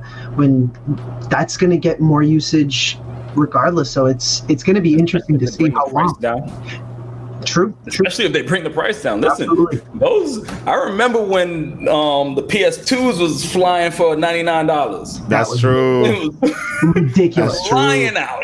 I was like, what is that? Play-Doh? And then nope, it was good. And you're like, there are still a lot of people who wait until the next gen to get the last gen, and they're going to be looking at, all right, which do I get, the Xbox, whatever, or the PlayStation, whatever, and like they're going to be looking at that like, I got all this shit I can play on my PlayStation. I got all this. I got God of War. I got Ghost of Tsushima. I got Ratchet and Clank. I got Last of Us 2. I got shit less. I wouldn't be surprised if they come out with a whole nother bundle for the PS4 next year and start dropping them for like the pros to like 149, like 249. Yeah, get rid of them like they did on the PS3s. Yeah, there's a lot of people still gonna buy for their kids, and next gen is with mommy and daddy, and then I got 3 girls. I'm gonna be on that. There you go. Let's play the PlayStation, not Daddy's PlayStation. Absolutely not. Go in the living room one. Y'all can play last gen right now. Listen, you can play, obviously the kids, but Call of Duty's still on there. You can play that shit. Exactly. I'm like, listen, we can play Destiny together now. Right. Oh, that's smart. Right. Okay. You can play Destiny together now. The strats. So the parenting strats are coming out, and I'm like, oh, I'm writing this shit down. Yeah. We got another question. I missed where. I missed where the other one was. Damn it. All right. I don't know where it is. If people have more questions, definitely, obviously, let us know. But I think those are the major questions that we got right now. Anyway, audio lover, it's Yodu, Red Infamy. It has been an absolute pleasure running this podcast and being here with you all. After this, I'm going to be playing some Marvel's Avengers. So I don't know what y'all are doing. If you want to try playing Avengers on your PS5 and see what that's like. Damn. I don't have it. Let me download that. Yeah. Me and Will are like, that must be nice. Must be nice. Be nice. I want to know how long it takes to download. Black Friday, look out and try and see. I'm just gonna go quicker now. I'm never gonna get this graphics card. I might as well just wait for the next set so I can get one Black of these. Friday, the PS5. Black Friday, I'm gonna be buying a whole bunch of games. I gotta buy whatchamacallit, Ghost of Tsushima. Please do. You do. Oh, You absolutely do. So good online too, bro. I'm surprised they came out with the multiplayer. I am too. And that was under borderline- wraps. Like I was no proud idea. of Sony. And Yeah. I'm No. borderline, like I was like on the fence, like on some. Why did y'all bring this on PS5 as a launch title? But I get it. I get it. Honestly, I do. Because you can still play it no matter where you are, and the hype is going to Yes, I get continue it. on. So I think they were Yes, I really get it. strategic about that. They're like, we're going to put That the was a smart move. That multiplayer was a out smart move. right before the PS5 drops, so Yeah, that that was a smart move. Oh, it's great. It's going to be one of those games that we're talking about for a long, long time. And I mean, we've already done that. It's the fastest first party title of the PlayStation. Yeah, the Yeah, new it franchise. keeps Yeah. all PlayStation's titles keep breaking their own each other's records. Yeah. Which is good, which is what you want. You really go. Yeah. You look at like the accolades and everything, and look how solid of a system the PS4 was, and the title, the support. The titles and the console itself. Like you got to realize that it's only what 4 years. 2016, yeah, 4 years, and it's given a ton. We've gotten a lot You didn't out have of to it. buy a publisher either to do it. Ooh. Oh. You didn't have to buy a publisher to do it. Mm, I'm just, I mm, didn't say it, y'all. I did not say nothing this time. damn.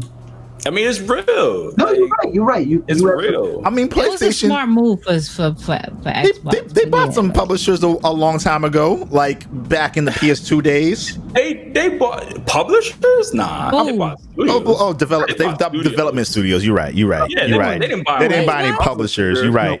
Sony. No, Sony. My Yeah, they mistake. bought Yeah, a whole Sony bought some publisher. developers, but they didn't kick them to the Yeah. curb. Woo! Damn. They didn't let them You know, die. as Microsoft have kicked some developers to the curb that they acquired. It was like, well, y'all not working on anything, and bye. It's it's a different. Anyway, I just feel like honestly, I feel that price point wasn't even worth it. I'm gonna be honest. Yeah. The price point of what? That purchase price point, I don't think it was worth it. I 7.3. apologize for my dog. Oh, it's What okay. what was it? 7.5 billion? It was like, yeah, I don't think it was worth it. No, I don't think it was. I mean, there might be something, 5 years from now that they do that's like, oh yes, we've been waiting for this. It's not worth it. But they bought Rare. With $4 billion. I'm still waiting for Scalebound. That's just Lucas Art never was going to $4 happen. billion. You're not gonna make Marvel and Lucas Arts money, Right. No. all right? And those were $4 billion purchases. Right. Both of those. I get you're buying infrastructure and everything, but like 7 point whatever, like you're paying a lot 7.5 of is people a out. lot. You're Yeah. paying a lot of people out. Like you gotta like what you're talking about. Look at the IPs. Like I get you're buying infrastructure too, but look at the IPs. Excuse me. Like when Disney bought Fox for 38, like yeah, that's worth it. Yeah. Like IPs and infrastructure, that's worth it. Okay. LucasArts, you're buying infrastructure, not only, Star Wars and Indiana Jones, but you're buying like all the technology, you're buying the lots, you're buying stuff for $4 billion. Marvel Right. too, you're buying the printing presses, you're buying all that, $4 billion. Damn. Yeah. So 7.5, like, I was like, y'all hyped because of that? Like, these games ain't gonna be exclusive. Like, that's too much money for There's games to be the exclusive. 4 or 5 games already planned from Bethesda that are definitely not exclusive. Bro, I want to play That's Skyrim on my too much fridge. money for a game to be exclusive. Believe me. My Xbox Too fridge. Much money. The Xbox, my what was it? My Yo, That that, Xbox One fridge. It looks dope.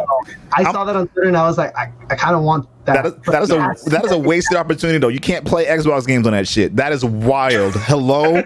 Yeah, they should have had a screen where you can do. yeah. Or at least like a hookup to an HDMI and be like, hey, you can No, they still should have a use. screen on there. They should have a screen on there. No, Yeah. they should have had a screen and games ready to play. Like you're They yeah. got a partnership with Samsung because I wonder who made the fridge. No, for real. No. You and then you market it to just like like the weed industry, and then you have people not moving from their fridges, baked out of their minds, playing games all the time. That money just keeps In the going kitchen. round and round. That sounds great, actually. I can just imagine myself high as fuck, just sitting in front. Got my That was fridge, hell in front of a got my fridge. snacks. Dude, and that would be like even just like a commercial, like a quick 2-minute commercial. Just be funny, just be authentic. Like that's like a marketing like 100% hit. So I do appreciate that they made it in the first place, though. Like they played on the idea that we was all calling it a fridge, and like, oh, that's funny, it's cute. I bet. Yeah, let's make it a fridge. Let's hope it translates to sales, though. I mean, this is the last. This will be the last thing I say on that. I don't want Microsoft to fail on this because we need competition and we need some, we need options for consumers. Yes. And for a long time, the option has been unequivocally, if you ask me, it's been PlayStation, but I don't want Xbox to fail. Right, because competition breeds a competitive nature in which healthy competition. I'll say this: healthy competition. That's the big asterisk. Listen, the console failing doesn't mean there's not going to be competition. Right. That's true. Bring a Sega back, a next gen Sega console. That's true though. I mean, even if they, Xbox Studios, if they just went all software, at some point, all cloud, like I don't want them to be out of the ring. I mean, I just feel like I don't know. I don't know how I feel about ever buying an Xbox. Like I don't see the true purpose of it. I guess mainly because I have a PC now. Okay, flex. Yeah, right. Yeah. It's been a minute. Listen. Yeah, it's been a grip. Like, I don't see the allure of, if you can play, like, you don't have nothing that says, hey, this is why you get an Xbox, versus when you have a PlayStation. Like, not all those games are coming to PC. Some of them may, but for the most part, one, they're not coming on PC day one. No, they're gonna wait at least a year. Yep. And two, they're always trying to innovate. Yeah. On PlayStation, there's always something with the controller or with the experience itself that they're trying to innovate. Just like with Nintendo, like I feel like that's why you cop a Nintendo. But like I never seen the allure of, at least with since the Xbox One, I haven't seen the true allure. Like if I could just play all this stuff on PC, why the hell? Why am I getting an Xbox? Why the fuck? I mean, that's why the Game Pass is in my opinion, a double-edged sword, because you got a PC. Yeah. I mean, I'm playing the Not everyone's gonna spend, $8 on a PC, but like you could probably find something pretty decent on Black Friday that is right now, going to be, at least $700. And then it's a PC, so it's not only just gonna play games; it's gonna be a bigger investment for you. And you can do a lot more creatively. So if you ever wanted to get into streaming, it is. I mean, obviously, it's not going to just get an introduction for it. And even if you're not even doing that, like, listen, like, it's a PC. Like, you're gonna do other things on it. Like, it's a computer. Correct. You know what I mean? So, it's never gonna be always felt like, entertainment. It's going to be a multimedia, like, a system that you can do so much on it, and as much as you want on it. You can optimize it. It's like, and there's prices for everyone now too, especially like Black Friday's coming out, and I've seen some pretty good PCs for like up there, but like really good PCs for like $7, and like you can get introductory level like PCs pre-built. Obviously, you got to wait for like some like Black Friday, which is coming up now, for like $499. Like for a PC, I would have killed when I put this thing together. It's getting cheap. It's getting more affordable. People have more access to it. Esports so I mean, that's just my thing, but I don't know. I don't want Xbox to fail. I just felt like they really should have had dropped the ball, honestly. Like, y'all need to come correct. Y'all need to come with more stuff. If y'all gonna come out the gate swinging. Swing, exactly. Y'all knew PlayStation was gonna be swinging. Yeah. Y'all knew it. Yeah. Y'all knew it so much. Y'all announced so early because y'all knew it so much. Like, y'all was like, no. Yeah, I mean, when you put it into that perspective, it's very, very true. Like, I'm talking about marketing went ham on the Series X. They did. Ham. Like, way better than PlayStation did. Oh yeah. PlayStation didn't even have to do it. Like PlayStation was way too cocky this rollout. They were for real. Like they were like, listen, Yeah. like we got it. Don't worry about it. They went to when I saw them at CES just unveil a logo. I was like, come on now. Come on, bro. This year's gonna be a wrap. They had an Like, PlayStation ain't even. You did an announcement for an announcement. Get the f- out of my face, bro. Come on. I saw that. I was like, nah. Them boys either got something in the bag for real, or I don't know, because they were cocky this year. Oh man, but everyone, it has been dope. Red Infamy, where can people go find more of you? So yeah, like Red Infamy across the board with all social media. Period. I do have a TikTok, but I don't use it. I have to figure that out. Like I just gotta figure that out. But Red Infamy across the board. Even if you want to add me on these systems, please let me know who where you see, like I seen you on Black Oni's podcast, something. Don't add me like I'm a Pokemon or something. It's like I'm a Pokemon. We're never going to play a game. By the way, other than that, geekgametight.com as well. I also do a podcast with 1:37 p.m. That's one of Gary V's outlets. On esports every other Friday, so you can check me on that. I have some really cool projects coming up with Hip Hop Gamer and I, so I'm excited to announce that soon. But yeah, that's where you can find me at. My YouTube channel, just like Oni said, I'm gonna actually, after this, I have to do an unboxing for Sackboy Adventure Special Edition. And do unboxings, I do interviews, I do playthroughs, I do live streams of my impressions of games I'm going to review. So yeah, those are the platforms you could definitely check me out on. Excellent. What about you, Itsioru? You can catch me crying under my craft table, which is behind me because it's still. No, I'm kidding. But you can find me on Instagram at Itsioru, on Twitter at Sad Yoru Hours.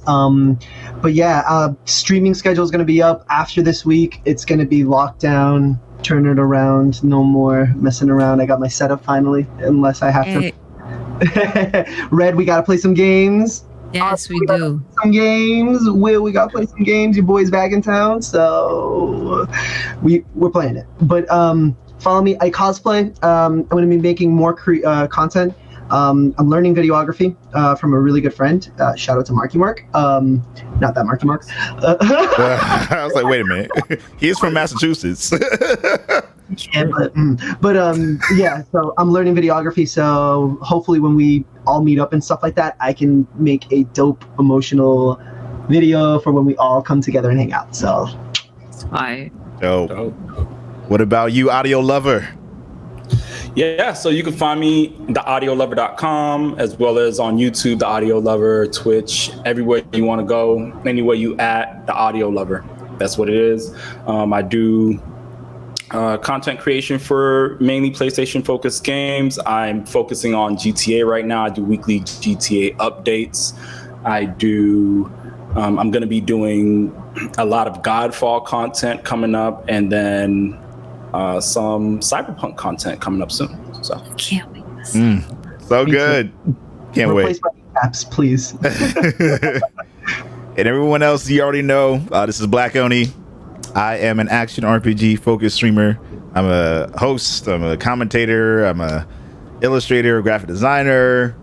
I am a interviewer. I do a lot of different things. But above all, I just like to share my passions for gaming and art with people who are willing to listen. And we just like to have a good time, talk some games, talk some art, just live it up. I want to thank you all so much for being here. All of the viewers who are here right now, thank you all as well for being here. I still haven't uploaded the episode of the Limit Break podcast that I was supposed to have done already earlier this week. So be on the lookout for that if you didn't catch it live. And yeah, I am going to be posting this probably tomorrow. Either way, thank you so much. I'm going to take a break. Then we're gonna play some Avengers and play some other stuff and end the night off with some flair. But make sure you follow all these beautiful faces right now, immediately. Follow all of them. And I will catch you all on the next podcast. Peace.